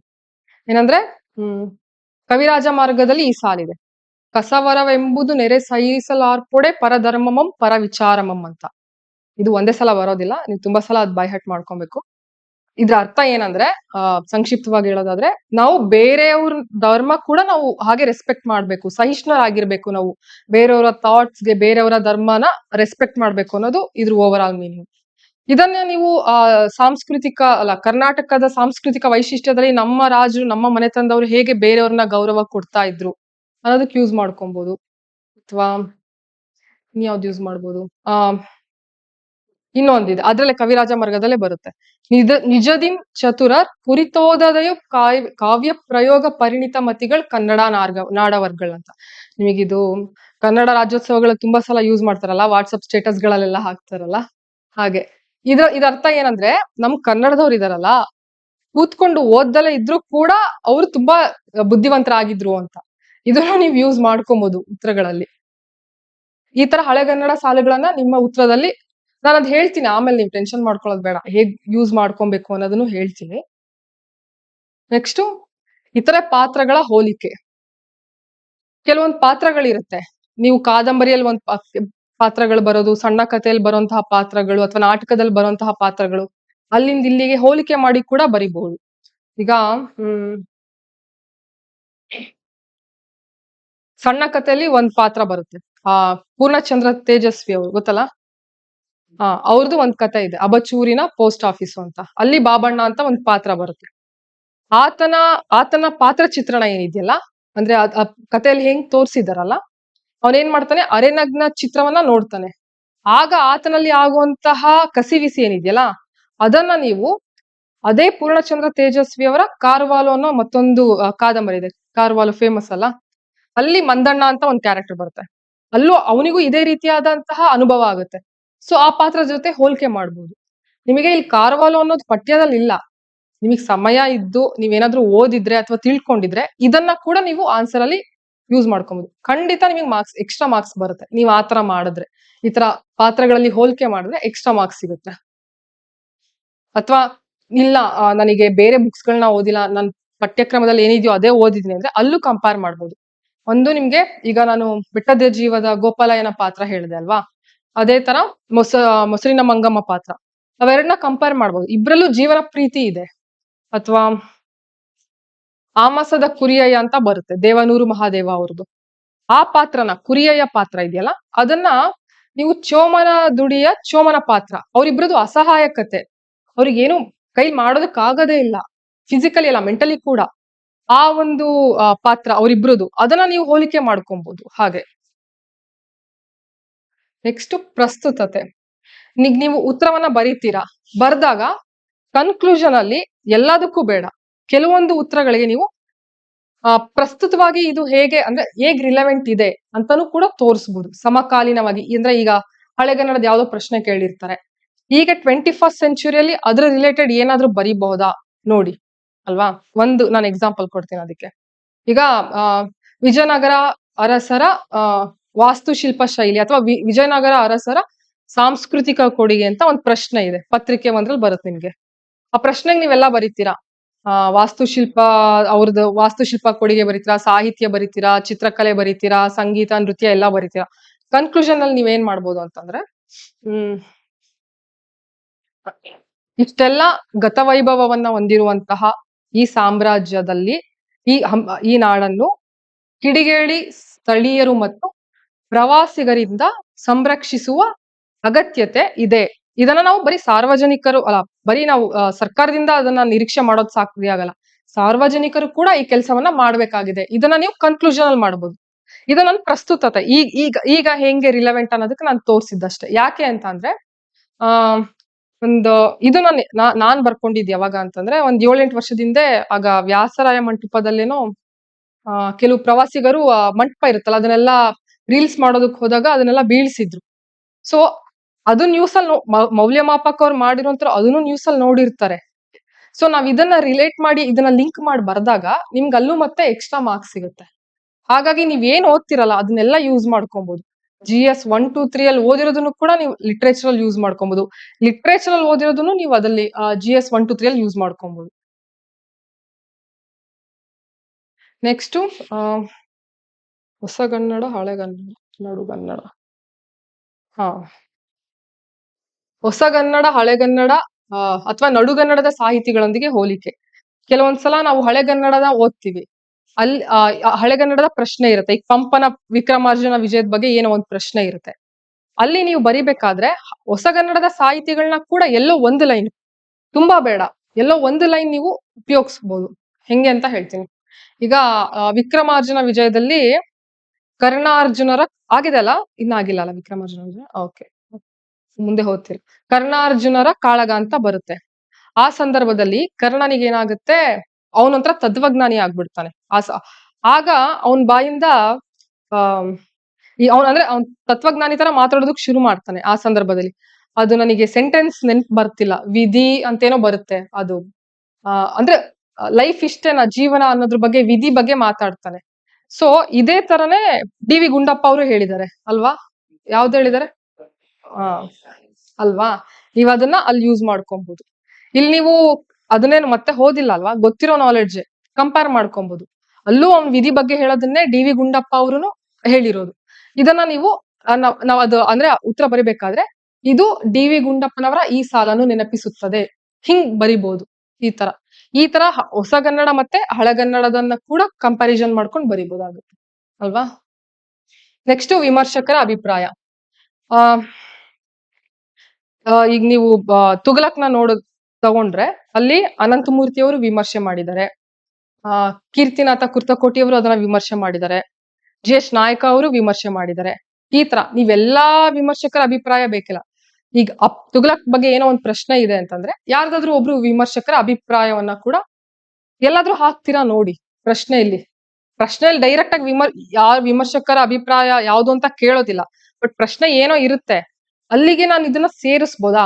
ಸೇರ್ಸೋದಕ್ ಸಾಧ್ಯ ಇದ್ರೆ ಸೇರ್ಸಿ. ಅದು ಕೂಡ ನಿಮ್ಗೆ ಒಂದು ಎಕ್ಸ್ಟ್ರಾ ಮಾರ್ಕ್ಸ್ ಅನ್ನ ತೆಗೆದುಕೊಳ್ಳುತ್ತೆ. ಆಯ್ತಾ? ನೆಕ್ಸ್ಟ್ ಜನಪದ ಸಾಲುಗಳು. ಆಯ್ತು. ಇದೆಲ್ಲ ಸ್ಟ್ಯಾಂಡರ್ಡ್ ಆಗೋಯ್ತು. ಹಳಗನ್ನಡ ಸಾಲುಗಳಾಗಿರ್ಬೋದು, ಹೊಸಗನ್ನಡ ಇವೆಲ್ಲ ಆಯ್ತು. ಜನಪದನ ಯಾಕೆ ನೆಗ್ಲೆಕ್ಟ್ ಮಾಡ್ಬೇಕಲ್ವಾ ನಾವು? ಅಲ್ಲೂ ಎಷ್ಟೊಂದಿದೆ. ಗಾದೆಗಳನ್ನ ಉಪಯೋಗಿಸ್ಬೋದು, ಒಗಟುಗಳನ್ನ ಅಥವಾ ಜನಪದ ಗೀತೆಗಳನ್ನ. ಅದು ಎಗೇನ್ ರಿಲೆವೆಂಟ್ ಆಗಿರ್ಬೇಕಷ್ಟೇ ನಾವ್ ಯೂಸ್ ಮಾಡ್ತಾ ಇರೋಂಥದ್ದು. ಅದನ್ನ ಜನಪದ ಈಗ ನೀವು ರತ್ನಾಕರ ವರ್ಣಿಯನ್ ನೋಡಿದ್ರೆ ಅಲ್ಲಮ ಪ್ರಭುದ್ ಒಂದು ಸಾಲಿದೆ.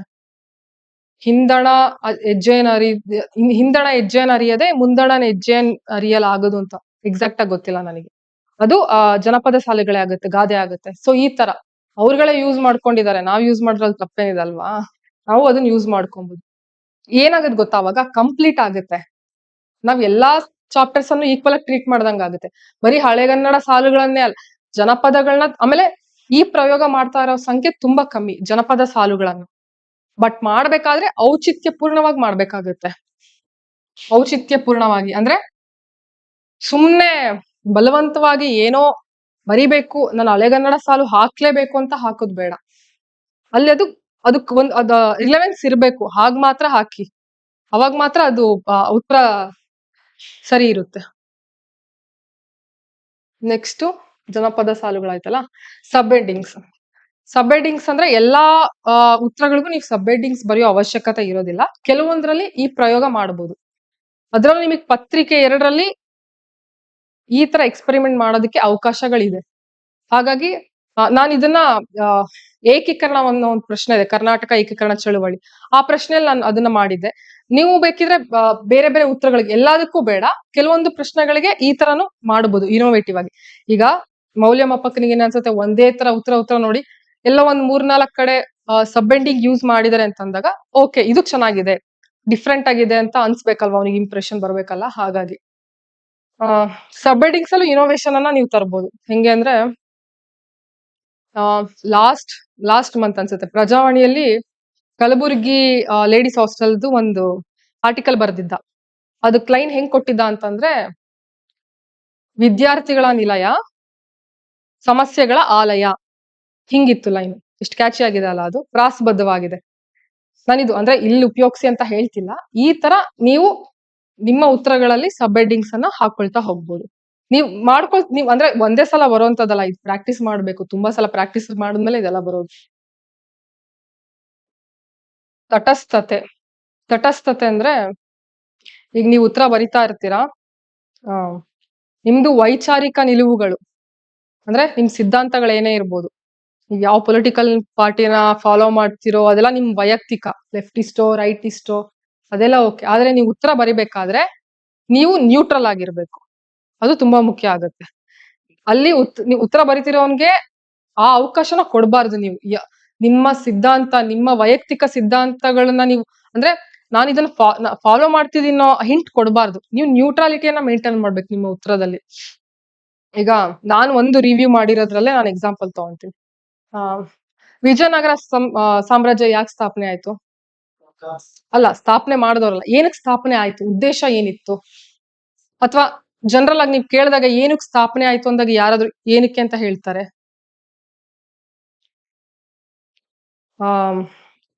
ಮಲ್ಲಿಕಾಫರ್ ದಾಳಿ ಮಾಡ್ತಾನಲ್ಲ, ಹೊಯ್ಸಳರ ಮೇಲೆ ದಾಳಿ ಮಾಡ್ತಾನೆ, ಅಥವಾ ಅಲ್ಲಿ ಇವ್ರಿಗೂ ಮೊದ್ಲು ಕುಮಾರರಾಮ ಅಂತ ಇರ್ತಾನೆ, ಅಲ್ಲೆಲ್ಲ ದಾಳಿ ಆಗುತ್ತಲ್ಲ, ಅಂದ್ರೆ ಮುಸ್ಲಿಮರು ದೆಹಲಿಯ ಸುಲ್ತಾನರು ದಾಳಿ ಮಾಡ್ತಾರೆ.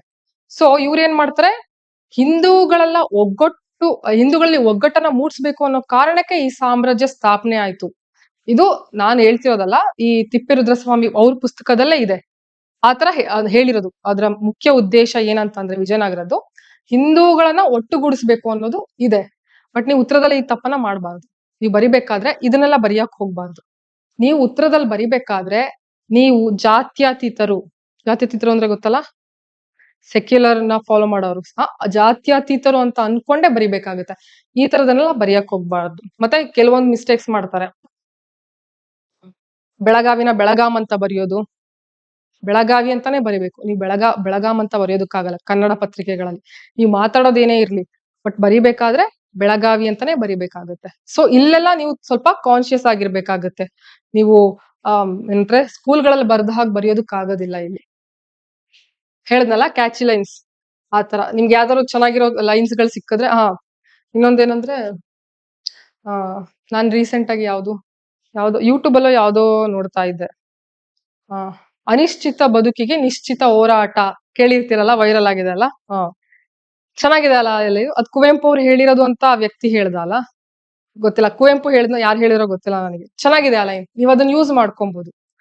ಆದಿಪುರಾಣದಲ್ಲಿ ಯೂಸ್ ಮಾಡ್ಕೊಬಹುದು, ಅಥವಾ ಅಲ್ಲಿ ಏನ್ ಆ ಸಾಲ್ ಏನ್ ಹೇಳುತ್ತೆ, ನಮಗ್ ಬದುಕು ಅನ್ನೋದು ಅನಿಶ್ಚಿತ, ಯಾವತ್ತಾದ್ರೂ ಒಂದಿನ ಸಾಯ್ಬೇಕಾಗುತ್ತೆ, ಆದ್ರೂ ಹೋರಾಟ ಮಾಡ್ಲೇಬೇಕು ದಿನ ಅಲ್ವಾ. ಹಂಗಿದಾಗ ಜೀವನ ಪ್ರೀತಿ ಅನ್ನೋದನ್ನ ನಾವು ಕಳ್ಕೋಬಾರ್ದಾಗುತ್ತೆ, ಉತ್ಸಾಹದಿಂದಾನೇ ಇರ್ಬೇಕಾಗುತ್ತೆ. ನೀವ್ ಎಷ್ಟೊಂದ್ ಕಡೆ ಈ ಒಂದು ಲೈನ್ ಅನ್ನ ಉಪಯೋಗಿಸ್ಕೊಬಹುದು. ನಾನ್ ಹೇಳ್ತಿರೋದೇನಂದ್ರೆ, ಎಲ್ಲಾ ಕಡೆ ಕಣ್ಣಾಗಿರ್ಲಿ ಅಂತ ಬರೀ ಇಲ್ಲಷ್ಟೇ ಅಲ್ಲ, ನೀವು ಯೂಟ್ಯೂಬ್ ನೋಡ್ತಿದ್ದೀರಾ, ಫೇಸ್ಬುಕ್ ನೋಡ್ತೀರಾ, ಇನ್ ಕೇಸ್ ನೀವು ಸೋಷಿಯಲ್ ಮೀಡಿಯಾ ಪ್ಲಾಟ್ಫಾರ್ಮ್ ಅಲ್ಲಿ ಇದ್ರೆ ಅಲ್ಲೂ ಕೂಡ ಕಲಿಯುವಂತದ್ ಬಹಳ ಇದೆ. ಹಾಗಾಗಿ ಬಟ್ ಅದೇ ಜಾಸ್ತಿ ಆಗ್ಬಾರ್ದು. ಅಂದ್ರೆ ಊಟಕ್ಕೆ ಉಪ್ಪಿನಕಾಯಿ ಎಷ್ಟಿರ್ಬೇಕೋ ಅಷ್ಟೇ ಇರ್ಬೇಕು ಅಲ್ವಾ. ಉಪ್ಪಿನಕಾಯಿ ಅನ್ನದ ಜಾಗದಲ್ಲಿ ಬಂದು ಅನ್ನ ಉಪ್ಪಿನಕಾಯಿ ತರ ಆಗ್ಬಾರ್ದು, ಎಷ್ಟು ಬೇಕೋ ಅಷ್ಟೇನೆ, ಅಷ್ಟಿದ್ರೆ ಚೆನ್ನಾಗಿರುತ್ತೆ.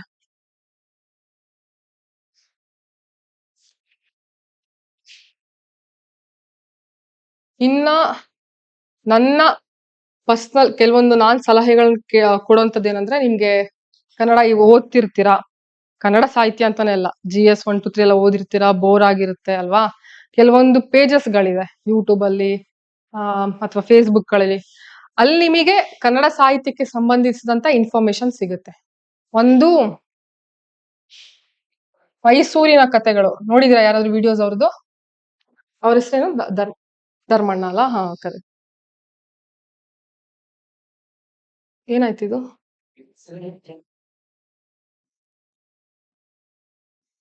ಇದೊಂದ್ ಪೇಜ್ ಅಲ್ಲಿ ನಿಮ್ಗೆ ಇವ್ರು ಏನ್ ಮಾಡ್ತಾರೆ ಅಂದ್ರೆ, ಐತಿಹಾಸಿಕ ಸ್ಥಳಗಳನ್ನ ವಿಸಿಟ್ ಮಾಡ್ತಾರೆ, ಅದ್ರ ಬಗ್ಗೆ ಮಾಹಿತಿ ಕೊಡ್ತಾರೆ. ಇದು ನಿಮ್ಗೆ ಅಫ್ಕೋರ್ಸ್ ಸಾಹಿತ್ಯಕ್ಕೆ ರಿಲೆವೆಂಟ್ ಅಂತ ನಾನು ಹೇಳೋದಿಲ್ಲ, ಬಟ್ ಏನೋ ಒಂದ್ ಕಲಿಯೋದಕ್ಕಂತ ಅವಕಾಶ ಇರುತ್ತೆ, ಎಲ್ಲೋ ಉಪಯೋಗಿಸ್ಕೊಬಹುದು ನೀವು ಇದನ್ನ. ಆಮೇಲೆ ಸುದೇಶ್ ಕೊಟ್ಟಿಕಲ್ ಅಂತ ಇದಾರೆ, ನೋಡಿದಿರಾ ಅವ್ರದ್ದು ವಿಡಿಯೋಸ್ ಏನಾದ್ರು? ಇವ್ರು ಹಂಪಿ ಬಗ್ಗೆ ಒಂದ್ 52 ಸೀರೀಸ್ ಮಾಡಿದ್ದಾರೆ. ಆಕ್ಚುಲಿ ಇವರು ಅಷ್ಟೇನೆ, ಇವರು ಹಿಸ್ಟಾರಿಕಲ್ ಪ್ಲೇಸಸ್ ಅನ್ನ ವಿಸಿಟ್ ಮಾಡಿ ಅಲ್ಲಿರುವಂತಹ ಮಾಹಿತಿನ ನಮ್ ಜೊತೆ ಶೇರ್ ಮಾಡ್ತಾರೆ. ನಂದೇ ಎಕ್ಸಾಂಪಲ್ ಕೊಡೋದಾದ್ರೆ, 2023 ಪ್ರಿಲಿಮ್ಸ್ ಇತ್ತಲ್ಲ, ಅಲ್ಲೊಂದ್ ಪ್ರಶ್ನೆ ಇತ್ತು, ತುಂಗಭದ್ರಾ ಡ್ಯಾಮ್ ಎಕ್ಸಾಕ್ಟ್ ಕ್ವಶನ್ ನನಗೆ ನೆನಪಿಲ್ಲ, ಅಂದ್ರೆ ಕೆನಾಲ್ ಇರಿಗೇಷನ್ ನ ಎನ್ಕರೇಜ್ ಮಾಡಿದವ್ರು ರಾಜ ಯಾರು ಅನ್ನೋ ತರ ಸಮಥಿಂಗ್ ಆತರ ಇತ್ತು ಪ್ರಶ್ನೆ. ಆಪ್ಷನ್ ಅಲ್ಲಿ ಏನಿತ್ತು ಅಂದ್ರೆ ದೇವರಾಯ 1, ವಿರೂಪಾಕ್ಷ, ಮಲ್ಲಿಕಾರ್ಜುನ, ಈ ತರ ಆಪ್ಷನ್ ಇತ್ತು. ಸೊ ಆ ಪ್ರಿಲಿಮ್ಸ್ಗೂ ಒಂದ್ 2-3 ತಿಂಗಳು ಹಿಂದೆ ನಾನು ಇವ್ರದೇ ವಿಡಿಯೋಸ್ ನೋಡ್ತಾ ಇದ್ದೆ, ಹಂಪಿದು. ಅದ್ರಲ್ಲಿ ಗೈಡ್ ಎಕ್ಸ್ಪ್ಲೇನ್ ಮಾಡ್ತಿರೋದು, ದೇವರಾಯ ಈ ತರ ಅವರು ಅಂದ್ರೆ ವಿಡಿಯೋದಲ್ಲೇ ತೋರಿಸ್ತಾರೆ, ಹಿಂಗೆ ಕೆನಾಲ್ ಇರಿಗೇಷನ್ ಎಲ್ಲ ನೀವು ನೋಡ್ಬೋದು, ತುಂಗಭದ್ರಾ ಡ್ಯಾಮ್ ಇಂದ ಹೆಂಗೆ ಹಂಪಿಗ್ ನೀರ್ ಸಪ್ಲೈ ಆಗ್ತಾ ಇತ್ತು ಅಂತ. ನನ್ಗೆ ಹಿಸ್ಟ್ರಿಯಲ್ಲಿ ಅದು ಓದಿದ್ ನೆನಪಿರಲಿಲ್ಲ, ಬಟ್ ಇದೇನಾಯ್ತು ತಲೆಯಲ್ಲಿ ಕೂತಿತ್ತು ನನಗೆ. ಸೊ ನಮ್ಗೆ ಏನಾಗುತ್ತೆ, ದೃಶ್ಯ ಮಾಧ್ಯಮದಿಂದ ಓದ್ತಿವಲ್ಲ, ತಲೆ ನೀಟಾಗಿ ಕೂತ್ಕೊಳ್ಳುತ್ತೆ. ನೀವು ಪುಸ್ತಕದಲ್ಲಿ ಓದೋದಕ್ಕಿಂತನೂ ದೃಶ್ಯ ಮಾಧ್ಯಮದಿಂದ ಕಲಿತಿರಲ್ಲ, ಅದು ತುಂಬಾ ಎಫೆಕ್ಟಿವ್ ಆಗಿರುತ್ತೆ. ಯಾವಾಗ್ಲೂ ಮಾಡಿ ಅಂತ ಹೇಳ್ತಿಲ್ಲ, ಫ್ರೀ ಟೈಮ್ ಅಲ್ಲಿ ನಿಮಗೆ ಬೋರ್ ಆದಾಗ ಫಾಲೋ ಮಾಡ್ಬೋದು ಈ ತರದ್ದು. ಆಮೇಲೆ ಬುಕ್ ಬ್ರಹ್ಮ ಅಂತ ಒಂದ್ ಪೇಜ್ ಇದೆ, ಇದು ಯಾರಾದ್ರೂ ನೋಡಿ ಅದನ್ನ ಫಾಲೋ ಮಾಡ್ಬೋದು ನೀವು. ಆಮೇಲೆ ಬನವಾಸಿ ಕನ್ನಡಿಗರು ಅಂತ ಇದೆ, ಅಲ್ಲಿ ಕೆಲವು ತುಂಬಾ ಅಂದ್ರೆ ದೊಡ್ಡ ದೊಡ್ಡ ಉಪನ್ಯಾಸಕರು ಬರ್ತಾರೆ, ಅಲ್ಲಿ ಕೆಲವೊಂದು ಮಾಹಿತಿಗಳನ್ನ ಶೇರ್ ಮಾಡ್ತಾರೆ, ಅದನ್ನ ಫಾಲೋ ಮಾಡ್ಬೋದು. ಇದೆಲ್ಲ ನೀವು ಫ್ರೀ ಟೈಮ್ ಅಲ್ಲಿ ಇದ್ದಾಗ ಮಾಡಿ ಅಷ್ಟೇ. ಈಗ ನೆಕ್ಸ್ಟ್ ನಾನು ಕರ್ನಾಟಕ ಸಾಂಸ್ಕೃತಿಕ ಚರಿತ್ರೆ ಸ್ಟಾರ್ಟ್ ಮಾಡ್ತಿದ್ದೀನಿ. ಎಲ್ಲಿ ಬರುತ್ತೆ ಇದು? Paper 1 paper 2? ಪೇಪರ್ 1 ಅಲ್ಲ? ಪೇಪರ್ 1 ಅಲ್ಲಿ ವಿಭಾಗ ಬಿ, ಸೆಕ್ಷನ್ ಬಿ ಅಲ್ಲಿ ಬರುತ್ತೆ. ಎಷ್ಟು ಮಾರ್ಕ್ಸಿಗೆ ಬರಬಹುದು ಅಂದಾಜು? 100. ಹೇಳಿದ್ನಲ್ಲ ಹಾಗೆ. ಸಾಂಸ್ಕೃತಿಕ ಚರಿತ್ರ ನಾವು ಓದಿದ್ರೆ ನಿಮ್ಗೊಂದು ಅಡ್ವಾಂಟೇಜ್ ಏನಂದ್ರೆ, ಇದು ಹಿಸ್ಟ್ರಿ, ಇದೊಂಥರ ಹಿಸ್ಟ್ರಿ ಇದ್ದಂಗೆನೆ. ಇದು ಹಿಸ್ಟ್ರಿಯಲ್ಲಿ ನೀವು ಓದಿರ್ತೀರಲ್ಲ, ಬಾದಾಮಿ ಚಾಲುಕ್ಯರು, ಹೊಯ್ಸಳರು, ವಿಜಯನಗರ, ಅದೇ ಇದೆ. ಕರ್ನಾಟಕ ಏಕೀಕರಣ, ನೀವು GS 1 ಅಲ್ಲೂ ಅದೇ ಬರುತ್ತೆ. ಅಫ್ಕೋರ್ಸ್ ಕನ್ನಡ ಹಿಸ್ಟ್ರಿಗೆ ಇಂಪಾರ್ಟೆನ್ಸ್ ಕಮ್ಮಿ ಇದೆ, ಬಟ್ ನೀವೇನಾದ್ರೂ ಸ್ಟೇಟ್ ಎಕ್ಸಾಮ್ಸ್ ಏನಾದ್ರು ಕೊಡ್ತಿದ್ರೆ, KS ಕೊಡ್ತಾ ಇದ್ರೆ ಕೂಡ ಇದು ಹೆಲ್ಪ್ ಆಗುತ್ತೆ. ಆಮೇಲೆ ಇವರು ನಂದಿನಿ KR ಮೇಡಮ್ ಇದಾರಲ್ಲ, ಅವ್ರು ಒಂದ್ಸಲ ಹೇಳಿದ್ರು, ಅವ್ರು ಇನ್ಸೈಟ್ ಅಲ್ಲಿ ಒಂದು ಆರ್ಟಿಕಲ್ ಬರ್ದಿದ್ದಾರೆ ಅನ್ಸುತ್ತೆ, ಅದ್ರಲ್ಲಿ ಹೇಳಿದ್ರು, ಅವರು ಒಂದು ಅವ್ರ ಟೈಮಲ್ಲಿ ವಿಜಯನಗರದ ಬಗ್ಗೆ ಒಂದು ಕ್ವಶನ್ ಕೇಳಿದ್ರು, ಮಂಟಪ ವಾಸ್ತು ಶೈಲಿ ಅಂತೇನೋ ಕೇಳಿದ್ರು. ಸೊ ಅವ್ರಿಗೆ ಕನ್ನಡ ಸಾಹಿತ್ಯದಿಂದ, ಅಂದ್ರೆ ನಾನು ಕನ್ನಡ ಸಾಹಿತ್ಯದಲ್ಲಿ ಸಾಂಸ್ಕೃತಿಕ ಚರಿತ್ರೆ ಓದಿದ್ರಿಂದ ನಾನು I could able to write the answer ಅಂತ ಅವ್ರು ಹೇಳಿದ್ರು. ಹಂಗಾಗಿ ಇದೇ ನಿಮಗೆ ವೇಸ್ಟ್ ಅಂತೂ ಆಗೋದಿಲ್ಲ. ಈವನ್ ನಿಮ್ ಸ್ಟೇಟ್ ಎಕ್ಸಾಮ್ಸ್ ಗಳಲ್ಲೂ ಕೂಡ ಇದು ಹೆಲ್ಪ್ ಆಗುತ್ತೆ.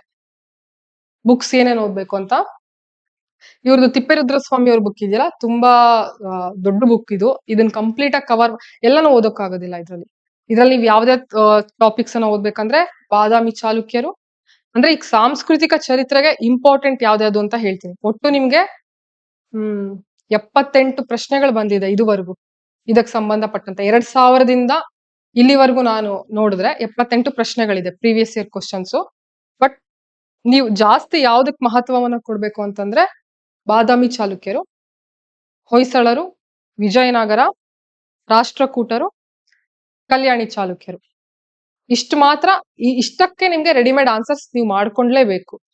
ಒಂದು ಪ್ರಶ್ನೆ ಅಂತೂ ಖಂಡಿತವಾಗ್ಲೂ ಇದ್ದೇ ಇರುತ್ತೆ.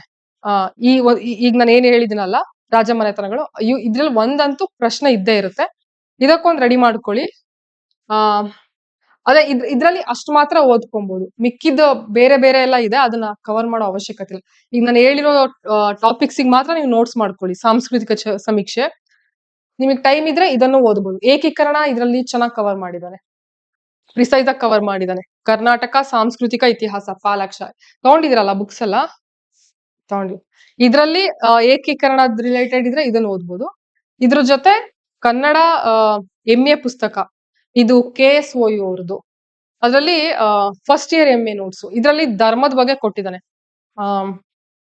ಕನ್ನಡ ಸಾಹಿತ್ಯದಲ್ಲಿ ಬೌದ್ಧ ಧರ್ಮ, ವೀರಶೈವ ಧರ್ಮಗಳ ಬಗ್ಗೆ ಇದೆ. ನಿಮಗೆ ಸಾಂಸ್ಕೃತಿಕ ಚರಿತ್ರೆಯಲ್ಲಿ ಧರ್ಮಗಳ ಬಗ್ಗೆನೂ ಪ್ರಶ್ನೆ ಇದೆ. ಇದನ್ನು ಸೆಲೆಕ್ಟೆಡ್, ಎಲ್ಲ ಓದೋ ಅವಶ್ಯಕತೆ ಇಲ್ಲ. ಇದ್ರಲ್ಲೂ ಸೆಲೆಕ್ಟೆಡ್ ಟಾಪಿಕ್ಸ್ ಮಾತ್ರ ರೆಫರ್ ಮಾಡ್ಬೋದು.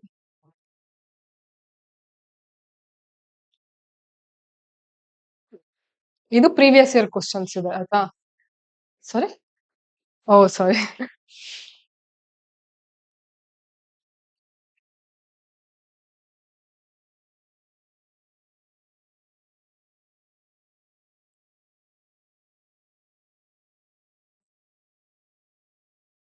ಈ ಪ್ರಶ್ನೆಗಳೇನಿದೆಯಲ್ಲ 2024ವರೆಗೂ ಇರುವಂತಹ ಪ್ರಶ್ನೆ, ಕೇಳಿರುವಂತ ಪ್ರಶ್ನೆಗಳು.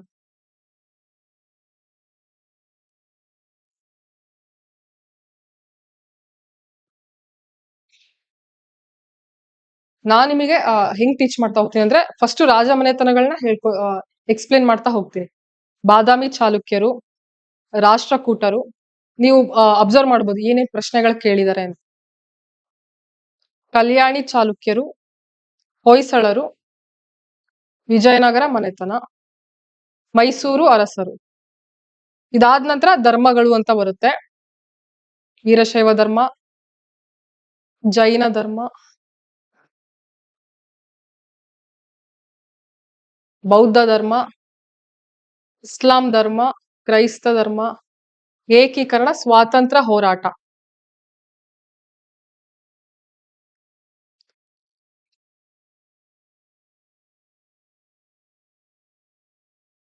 ಇದಿಷ್ಟು ನಿಮ್ಗೆ ಸಿಲೆಬಸ್ ಅಲ್ಲಿ ಇರೋದು. ಇದ್ ಬಿಟ್ಟು ಮತ್ತೆ ಎಕ್ಸ್ಟ್ರಾ ಪ್ರಶ್ನೆಗಳು ಕೂಡ ಇದೆ. ಇದು ಇತರೆ ಪ್ರಶ್ನೆಗಳು ಅಂತ ಅಂದ್ಬಿಟ್ಟು, ಇದು ನಾನು ಇವಾಗ ಏನು ಡಿವೈಡ್ ಮಾಡ್ಕೊಂಡಿದ್ದೀನಲ್ಲ, ಅದ್ರಲ್ಲಿ ಯಾವ್ದಕ್ಕೂ ಸೇರ್ಸೋದಕ್ಕಾಗಲ್ಲ. ಹಂಗಾಗಿ ಇತರೆ ಪ್ರಶ್ನೆಗಳು ಅಂತ ಹಾಕಿರೋದು ಇಲ್ಲಿ. ಇದರಲ್ಲಿ ಒಟ್ಟಾರೆ ಕೇಳ್ತಾನೆ, ಕರ್ನಾಟಕದ ಸಂಸ್ಕೃತಿಗೆ ರಾಜ ಮನೆತನಗಳ ಕೊಡುಗೆ ಅಥವಾ ಈ ತರ ಪ್ರಶ್ನೆಗಳು ಬರುತ್ತೆ.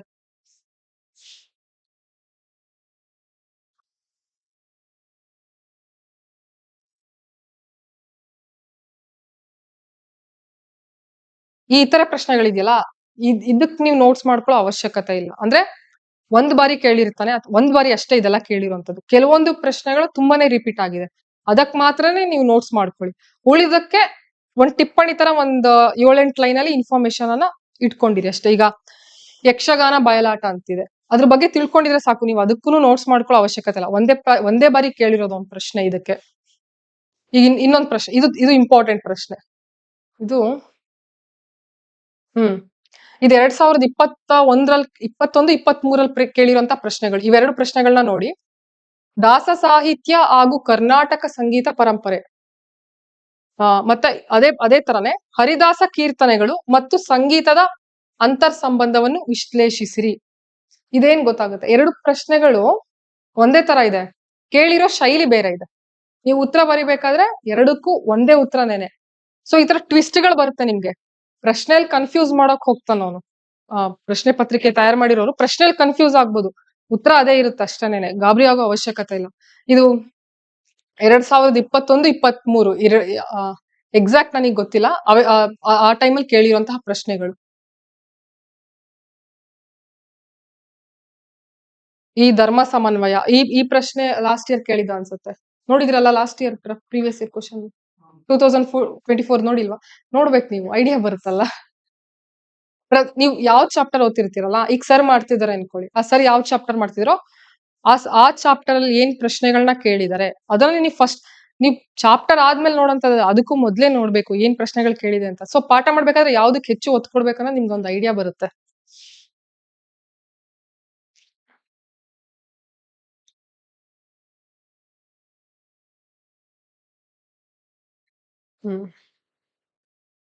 ಈಗ ಆಕ್ಚುಲ್ ಆಗಿ ಸ್ಟಾರ್ಟ್ ಮಾಡೋಣ. ಇದು ನಿಮ್ಗೆ ಇಂಪಾರ್ಟೆಂಟ್ ಅಲ್ಲ, ಈಗ್ಲೇ ಹೇಳ್ತಾ ಇದೀನಿ. ಪ್ರಶ್ನೆ ಕೂಡ ಕದಂಬರು ಅಂತ ಯಾವ ಪ್ರಶ್ನೆನೂ ಕೇಳಿಲ್ಲ, ಬಟ್ ಏನಂದ್ರೆ ಕನ್ನಡಿಗರಾಗಿ ಒಂದ್ ಸ್ವಲ್ಪನಾದ್ರೂ ಇವ್ರ ಬಗ್ಗೆ ತಿಳ್ಕೊಬೇಕಲ್ಲ, ಒಂದ್ ಬೇಸಿಕ್ ಇನ್ಫಾರ್ಮೇಶನ್ ಇರ್ಬೇಕಲ್ಲ. ಇನ್ನೊಂದ್ ಯಾವ ತರ ಕೇಳಿದೆ ಅಂದ್ರೆ ಇಂಡೈರೆಕ್ಟ್ ಆಗಿ ಪ್ರಶ್ನೆ ಬಂದಿದೆ. ಏನಂತ ಬಂದಿದೆ ಅಂದ್ರೆ,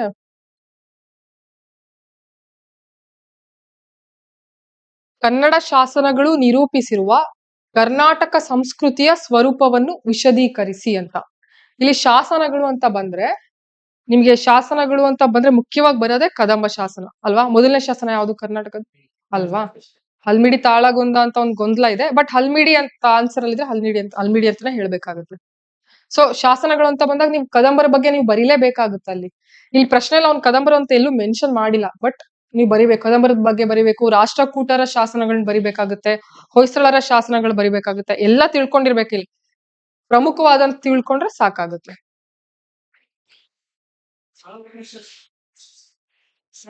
ಬೇರೆ ಬೇರೆ ಶಾಸನಗಳು ಅಂದ್ರೆ ಕೆಲವ್ರು ಏನ್ ಹೇಳ್ತಿದ್ದಾರೆ, ತಾಳಗುಂದನೇ ಮೊದ್ಲು ಅಂತ ಹೇಳ್ತಿದ್ದಾರೆ ಕೆಲವರು, ಆತರ ಹೇಳ್ತಿರೋದು. ಇನ್ನೂ ಅಧಿಕೃತವಾಗಿ ಅದು ತಾಳಗುಂದನೇ ಮೊದ್ಲು ಅಂತ ಎಲ್ಲೂ ಹೇಳಿಲ್ಲ, ಕೆಲವ್ರು ಹೇಳ್ತಿರೋದು. ಈಗ ಸದ್ಯಕ್ಕೆ ನಮ್ಗೆ ಹಲ್ಮಿಡಿ ಅಂತಾನೆ ನಾವು ಕನ್ಸಿಡರ್ ಮಾಡ್ಕೊಳ್ಳೋಣ. ಬಟ್ ಎರಡು ಕದಂಬರದೆ, ತಾಳಗುಂದನು ಕದಂಬರದೆ, ಹಲ್ಮಿಡಿನೂ ಕದಂಬರದೆ. ಇನ್ನೊಂದು ಪ್ರಶ್ನೆ ಬಂದ್ಬಿಟ್ಟು, ಕರ್ನಾಟಕ ರಾಜವಂಶಗಳ ಕಾಲದ ಆಡಳಿತ ಭಾಷೆಯ ಸ್ವರೂಪವನ್ನು ಕುರಿತು ಬರೆಯಿರಿ.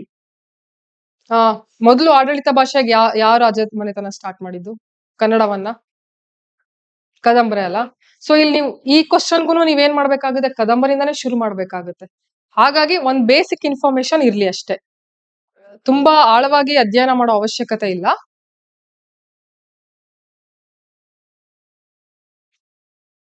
ಸುಮ್ನೆ ಇಂಪಾರ್ಟೆಂಟ್ ಅಷ್ಟೇ ಹೇಳ್ತಾ ಹೋಗ್ತೀನಿ. ಈ ಕದಂಬರದ ಅಷ್ಟೇನೆ, ಅದ್ ಮುಗಿಸ್ಬಿಡ್ತೀನಿ. ಕದಂಬರದ ಆದ್ಮೇಲೆ ಮುಗಿಯುತ್ತೆ. ನಾಳೆಯಿಂದ ಬಾದಾಮಿ, ಹೊಯ್ಸಳರು, ರಾಷ್ಟ್ರಕೂಟರು, ವಿಜಯನಗರ ಇಷ್ಟು ಕವರ್ ಮಾಡೋಣ. ಸಾಧ್ಯ ಆದ್ರೆ ಕಲ್ಯಾಣಿ ಚಾಲುಕ್ಯರು. ಓಕೆ, ಇವರ ಕಾಲ ಬಂದ್ಬಿಟ್ಟು ಕ್ರಿಸ್ತ ಶಕ 345 540. ಅಂದ್ರೆ ಯಾವ ಶತಮಾನ ಬರುತ್ತೆ? 4ರಿಂದ 5ನೇ ಶತಮಾನ ಬರುತ್ತೆ ಅಲ್ವಾ? ಮೊದಲ ಕನ್ನಡ ರಾಜವಂಶ, ಮೊದಲ ಕನ್ನಡ, ಇದು 4 ಬರುತ್ತೆ. 345 ಅಂದ್ರೆ 4 ಆಯ್ತಾ? ಇದು 4ನೇ ಶತಮಾನ, ಇದು 5ನೇ ಶತಮಾನ. ಈಗ ನಮ್ದು 21ನೇ ಶತಮಾನ ಅಲ್ವಾ? 1900ರಿಂದ 2000 ಅಂದಾಗ ಎಷ್ಟನೇ ಶತಮಾನ ಬರುತ್ತೆ? 20ನೇ ಶತಮಾನ. ಸಾರಿ,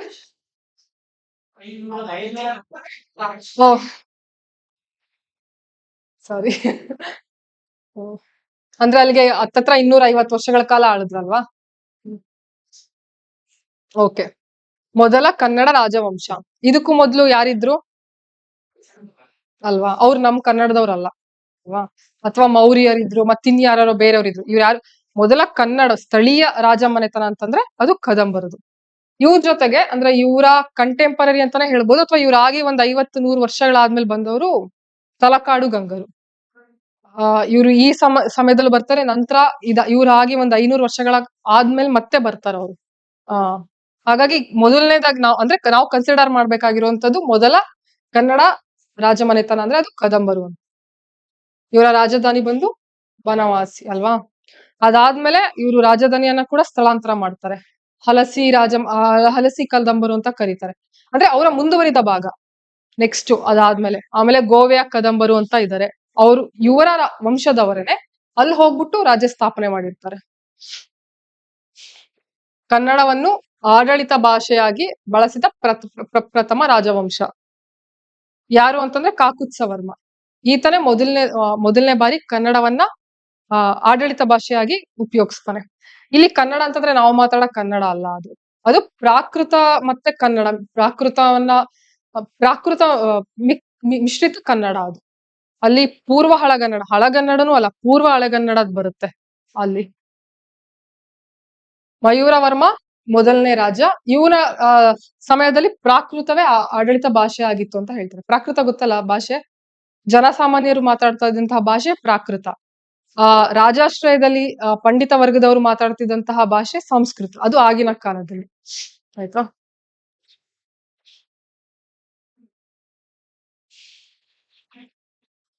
ಶಾಸನಗಳು ನಿಮ್ಗೆ ಯಾರಾದ್ರೂ KS ಎಕ್ಸಾಮ್ಸ್ ಬರೀತಿದ್ರೆ KPSC ಅವರು ಗ್ರೂಪ್ ಸಿ ಪ್ರಶ್ನೆಗಳಲ್ಲಿ ಒಂದಾದ್ರೂ ಶಾಸನಗಳ ಬಗ್ಗೆ ಪ್ರಶ್ನೆಯನ್ನ ಕೇಳ್ತಾರೆ.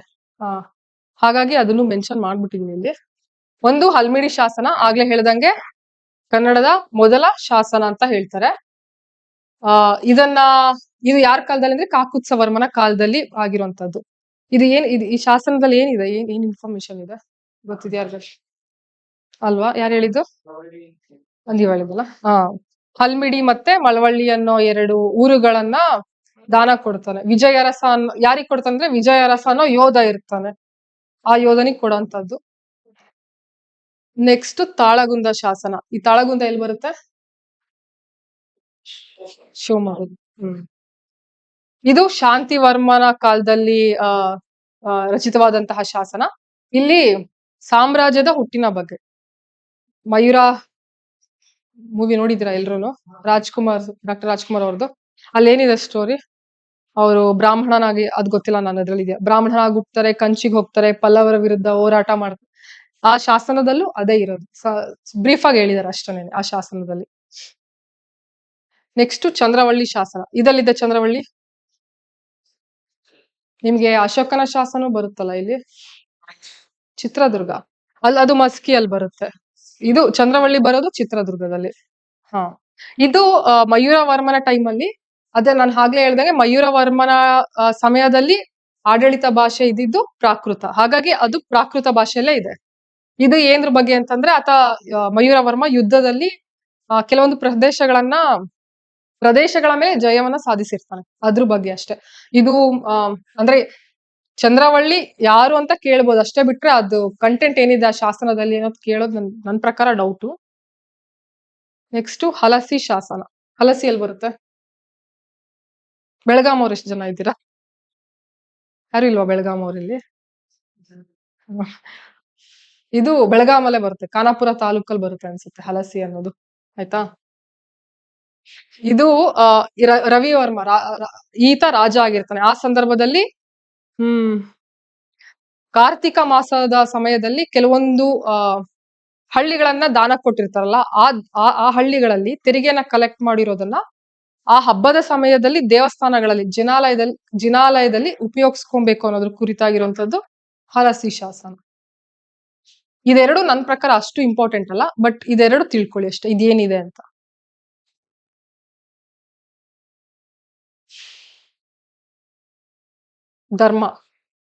ಧರ್ಮ ಅಂತಂದ್ರೆ ಕದಂಬರು ವೈದಿಕರಾಗಿರ್ತಾರೆ. ಬಟ್ ನಿಮಗೆ ಬನವಾಸಿ ಅನ್ನೋದು ಒಂದು ಘಟಿಕಾ ಕೇಂದ್ರ. ಘಟಿಕಾ ಅಂದ್ರೆ ಗೊತ್ತಾ? ಹಿಸ್ಟ್ರಿಯಲ್ಲಿ ಬರುತ್ತಲ್ಲ ಘಟಿಕಾ ಅಂತ, ಶಿಕ್ಷಣ. ಬನವಾಸಿ ಆ ಸಮಯದಲ್ಲಿ ಶಿಕ್ಷಣ ಕೇಂದ್ರ ಆಗಿತ್ತು, ಮತ್ತೆ ಧಾರ್ಮಿಕ ಕೇಂದ್ರ ಕೂಡ ಆಗಿತ್ತು. ನಿಮ್ಗೆ ಬನವಾಸಿಯಲ್ಲಿ ಜೈನ ಬಸದಿಗಳು ಕೂಡ ಸಿಗುತ್ತೆ. ಮತ್ತೆ ಹ್ಯೂಯನ್ ಸಾಂಗ್ ಇದ್ನಲ್ಲ, ಯಾರು ಹ್ಯೂಯನ್ ಸಾಂಗ್? ಚೈನಾದ ಪ್ರವಾಸಿ ಅಲ್ಲ, ಚೀನಾ ಯಾತ್ರಿ. ಆತನ ತನ್ನ ಬುಕ್ ಅಲ್ಲಿ ಬರ್ಕೊಂಡಿದ್ದಾನೆ. ಅಂದ್ರೆ ಬನವಾಸಿ ಅನ್ನೋದು ಒಂದು ಬೌದ್ಧ ವಿಹಾರ ಕೇಂದ್ರ ಆಗಿತ್ತು ಅಂತ ಹೇಳಿದ್ದಾನೆ. ಸದ್ಯಕ್ಕೆ ನಮಗೆ ಪುರಾವೆಗಳು ಸಿಕ್ಕಿದ್ಯಾ ಗೊತ್ತಿಲ್ಲ, ಬಟ್ ಆ ಬುಕ್ ಅಲ್ಲಿ ಮೆನ್ಷನ್ ಆಗಿದೆ ಅಂತ ಇದೆ. ಕಲೆ ಮತ್ತು ವಾಸ್ತುಶಿಲ್ಪ. ನಿಮಗೆ ಪ್ರಶ್ನೆಗಳು ಹೆಚ್ಚಾಗಿ ಬರೋದೇನೆ ಕಲೆ, ವಾಸ್ತುಶಿಲ್ಪ, ಸಾಹಿತ್ಯ. ಇದೇ ವಿಜಯನಗರ ಅಂತ ಬಂದ್ರು ಅದೇ ಬರುತ್ತೆ. ಅದ್ರ ಜೊತೆ ಸಂಗೀತ, ಚಿತ್ರಕಲೆ ಅಂತ ಬರ್ಬೋದು. ಕದಂಬ ಶೈಲಿ, ಬೇಸರ ಶೈಲಿ ಯಾರ್ದು? ಬಾಲ್ವಾಮಿ ಚಾಲುಕ್ಯರದಲ್ಲ. ಬೇಸರ ಶೈಲಿಗೂ ಮೊದ್ಲು ಇದ್ದಿದ್ದು ಕದಂಬ ಶೈಲಿ. ಕದಂಬ ಶೈಲಿ, ಆ ಕದಂಬ ಶೈಲಿಯ ಶೈಲಿಯನ್ನ ಎಲ್ಲೆಲ್ಲಿ ನೋಡ್ಬೋದು ಅಂತಂದ್ರೆ ಈ ದೇವಾಲಯಗಳಲ್ಲಿ. ಹಲಸಿಯಲ್ಲಿರುವಂತಹ ಕಲ್ಲೇಶ್ವರ ದೇವಾಲಯ, ತಾಳಗುಂದದಲ್ಲಿರುವಂತಹ ಪ್ರಾಣವೇಶ್ವರ ದೇವಾಲಯ, ಹಾನಗಲ್ಲಿನ ತಾರಕೇಶ್ವರ ದೇವಾಲಯ ಮತ್ತು ಬನವಾಸಿಯ ಮಧುಕೇಶ್ವರ ದೇವಾಲಯ.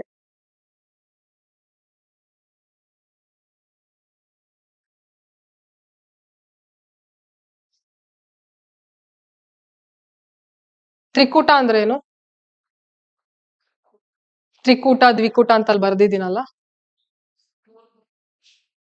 ಅದೇ ತ್ರಿ ಅಂದ್ರೆ 3, ದ್ವಿ ಅಂದ್ರೆ 2, ತ್ರಿಕೂಟ ದ್ವಿಕೂಟ ಅಂದ್ರೆ ಏನು? ಏಕಕೂಟ. ಹೊಯ್ಸಳರಲ್ಲಿ ಬರುತ್ತಲ್ಲ ದೇವಸ್ಥಾನಗಳಲ್ಲಿ, ಚೆನ್ನಕೇಶ್ವರ ದೇವಾಲಯದಲ್ಲಿ ಅಲ್ವಾ. ತ್ರಿಕೂಟ ಅಂತಂದ್ರೆ 3 ಗರ್ಭಗೃಹಗಳು, ಅಂದ್ರೆ ವಿಮಾನ ಅಂತ ಕರಿತೀವಲ್ಲ, ಗೋಪುರ ವಿಮಾನ. ಗೋಪುರ ಅಂತಂದ್ರೆ ಹೊರಭಾಗದಲ್ಲಿರುವಂತದ್ದು, ವಿಮಾನ ಅಂತಂದ್ರೆ ಗರ್ಭಗುಡಿ ಮೂರ್ತಿಯ ಮೇಲ್ಗಡೆ ಇರುತ್ತಲ್ಲ, ಆ ತರದ್ದು ಇಲ್ಲಿ 3 ಇರುತ್ತೆ. ಅಂದ್ರೆ 3 ಮುಖ್ಯ ದೇವರುಗಳು ಇರುತ್ತಾರೆ ತ್ರಿಕೂಟ ಅಂತಂದ್ರೆ. ದ್ವಿಕೂಟ ಅಂದ್ರೆ 2 ಮುಖ್ಯ ದೇವರುಗಳು ಇರುತ್ತೆ, ಅದನ್ನ ದ್ವಿಕೂಟ ಅಂತಾರೆ. ಇದು ಪ್ರಶ್ನೆ ಕೇಳಿದ್ರು ಹೊಯ್ಸಳರ ಬಗ್ಗೆ ಒಂದು ಪ್ರಶ್ನೆಯಲ್ಲಿ ಈ ತರ ಕೇಳಿದ್ರು, ಹಾಗಾಗಿ ನಾನು ಮೆನ್ಷನ್ ಮಾಡಿದ್ದೀನಿ ಅಷ್ಟೇ. ನೆಕ್ಸ್ಟ್ ಶಿಲ್ಪಕಲೆ ಅಂತ. ಹೌದು, ಕದಂಬರ ಕಾಲದಲ್ಲೂ ಇದೆ ಅದು. ಹೊಯ್ಸಳರಲ್ಲಿ ನಮ್ಗೆ ಇನ್ನು ಅಂದ್ರೆ ಚೆನ್ನಾಗ್ ಹೌದೌದು. ಇಲ್ಲಿ ಈಗ ಮೆನ್ಷನ್ ಮಾಡಿದಿರಲ್ಲ ಈ ದೇವಸ್ಥಾನ ಕಲ್ಲೇಶ್ವರ, ಇದು ತ್ರಿಕೂಟ ದೇವಸ್ಥಾನ. ತಾರಕೇಶ್ವರ ದೇವಾಲಯ ಅನ್ನೋದು ದ್ವಿಕೂಟ. ಏಕಕೂಟ ಇದೆಯೋ ಗೊತ್ತಿಲ್ಲ ನನಗೆ. ಅಲ್ಲಿದೆ, ಹೊಯ್ಸಳರ ಕಾಲದಲ್ಲಿ ಇದೆ. ಹೊಯ್ಸಳರ ಅಂತಲ್ಲ, ಬೇರೆ ಬೇರೆ ರಾಜ ಮನೆತನಗಳಲ್ಲೂ ಕೂಡ ನಿಮಗೆ ಕಂಡು ಬರುತ್ತೆ ತ್ರಿಕೂಟ ದ್ವಿಕೂಟ ದೇವಸ್ಥಾನಗಳು ಕಂಡು ಬರುತ್ತೆ ಹೊಯ್ಸಳರಲ್ಲಿ. ಹೌದು, ಮುಖ್ಯವಾಗಿ ನಿಮ್ಗೆ ನೋಡೋದಾದ್ರೆ ಹೊಯ್ಸಳರಲ್ಲಿ ಮಾತ್ರ. ಇನ್ನು ಶಿಲ್ಪಕಲೆ ಅಂತ ಬಂದ್ರೆ ಗೋವಾದ ಬೃಹತ್ ಭೈರವನ ವಿಗ್ರಹ, ಹಲಸಿಯ ಲಕ್ಷ್ಮೀ ನಾರಾಯಣ ವಿಗ್ರಹ, ಮತ್ತೆ ಜಾಂಬೆಹಳ್ಳಿಯ ದುರ್ಗಾ ಮೂರ್ತಿಗಳು. ನನಗೆ ಗೊತ್ತಿರಂಗ್ ಪ್ರಶ್ನೆ ಕೇಳುವಂತಹ ಚಾನ್ಸಸ್ ತುಂಬಾ ಕಮ್ಮಿ, ಬಟ್ ಸ್ಟಿಲ್ ಒಂದ್ ನೋಟ್ ಡೌನ್ ಮಾಡಿ ಇಟ್ಕೊಂಡಿರಿ ಅಷ್ಟೇನೆ. ಶಾಸನಗಳು ಮುಖ್ಯ ಆಗುತ್ತೆ ಕದಂಬರಲ್ಲಿ, ಭಾಷೆ ಮುಖ್ಯ ಆಗುತ್ತೆ ಅಷ್ಟೇನೆ. ಕದಂಬರ ಬಗ್ಗೆ ಇಷ್ಟನೆ. ನಾಳೆ ಬಾದಾಮಿ, ರಾಷ್ಟ್ರಕೂಟರು, ಹೊಯ್ಸಳರು, ವಿಜಯನಗರ ಎಷ್ಟಾಗುತ್ತೋ ಅಷ್ಟು ಮಾಡೋಣ. ಏನಾದ್ರು ಡೌಟ್ಸ್ ಇದೆಯಾ ಈಗ? ಏನು ಇಲ್ವಾ? ಅರ್ಥ ಆಗಿದ್ಯಾ ಹೇಳಿದ್ದು? ಅಕ್ಕ ಫ್ಯಾಕ್ಚುಲ್ ಇದೆ, ನಿಮಗೆ ಕಷ್ಟ ಪಡುವಂತದ್ದು ಏನು ಇಲ್ಲ ಇದ್ರಲ್ಲಿ. ಈಸಿಯಾಗಿ ಗ್ರಹಿಕೆ ಆಗುತ್ತೆ ನಿಮಗೆ. ಜಿಯೋಗ್ರಫಿ ಅಥವಾ ಎಕನಾಮಿ ತರ ತಲೆ ಕೆರ್ಕೊಳ್ಳೋಂಥದ್ದು ಏನಿಲ್ಲ ಇದರಲ್ಲಿ. ಓಕೆ, ನಿಮಗೆ ಕಷ್ಟ ಆಗೋದು ಎಲ್ಲಿ ಗೊತ್ತಾ? ಹೊಸ ಆಧುನಿಕ ಕನ್ನಡ ಸಾಹಿತ್ಯ ಅಥವಾ ಹಳೆಗನ್ನಡ, ವಿಕ್ರಮಾರ್ಜುನ ವಿಜಯ, ಅಲ್ಲಿ ನಿಮಗೆ ಸ್ವಲ್ಪ ಕಷ್ಟ ಆಗುತ್ತೆ ಅರ್ಥ ಮಾಡ್ಕೊಳ್ಳೋದು. ಪದ್ಯಗಳಿರುತ್ತಲ್ಲ, ಅದನ್ನ ಅರ್ಥ ಮಾಡ್ಕೊಳ್ಳೋದು ಕಷ್ಟ ಆಗುತ್ತೆ. ಕೇಶ್ವರ ದೇವಾಲಯದಲ್ಲಿ ಅಲ್ವಾ. ತ್ರಿಕೂಟ ಅಂತಂದ್ರೆ 3 ಗರ್ಭಗೃಹಗಳು, ಅಂದ್ರೆ ವಿಮಾನ ಅಂತ ಕರಿತೀವಲ್ಲ, ಗೋಪುರ ವಿಮಾನ. ಗೋಪುರ ಅಂತಂದ್ರೆ ಹೊರಭಾಗದಲ್ಲಿರುವಂತದ್ದು, ವಿಮಾನ ಅಂತಂದ್ರೆ ಗರ್ಭಗುಡಿ ಮೂರ್ತಿಯ ಮೇಲ್ಗಡೆ ಇರುತ್ತಲ್ಲ, ಆ ತರದ್ದು ಇಲ್ಲಿ 3 ಇರುತ್ತೆ.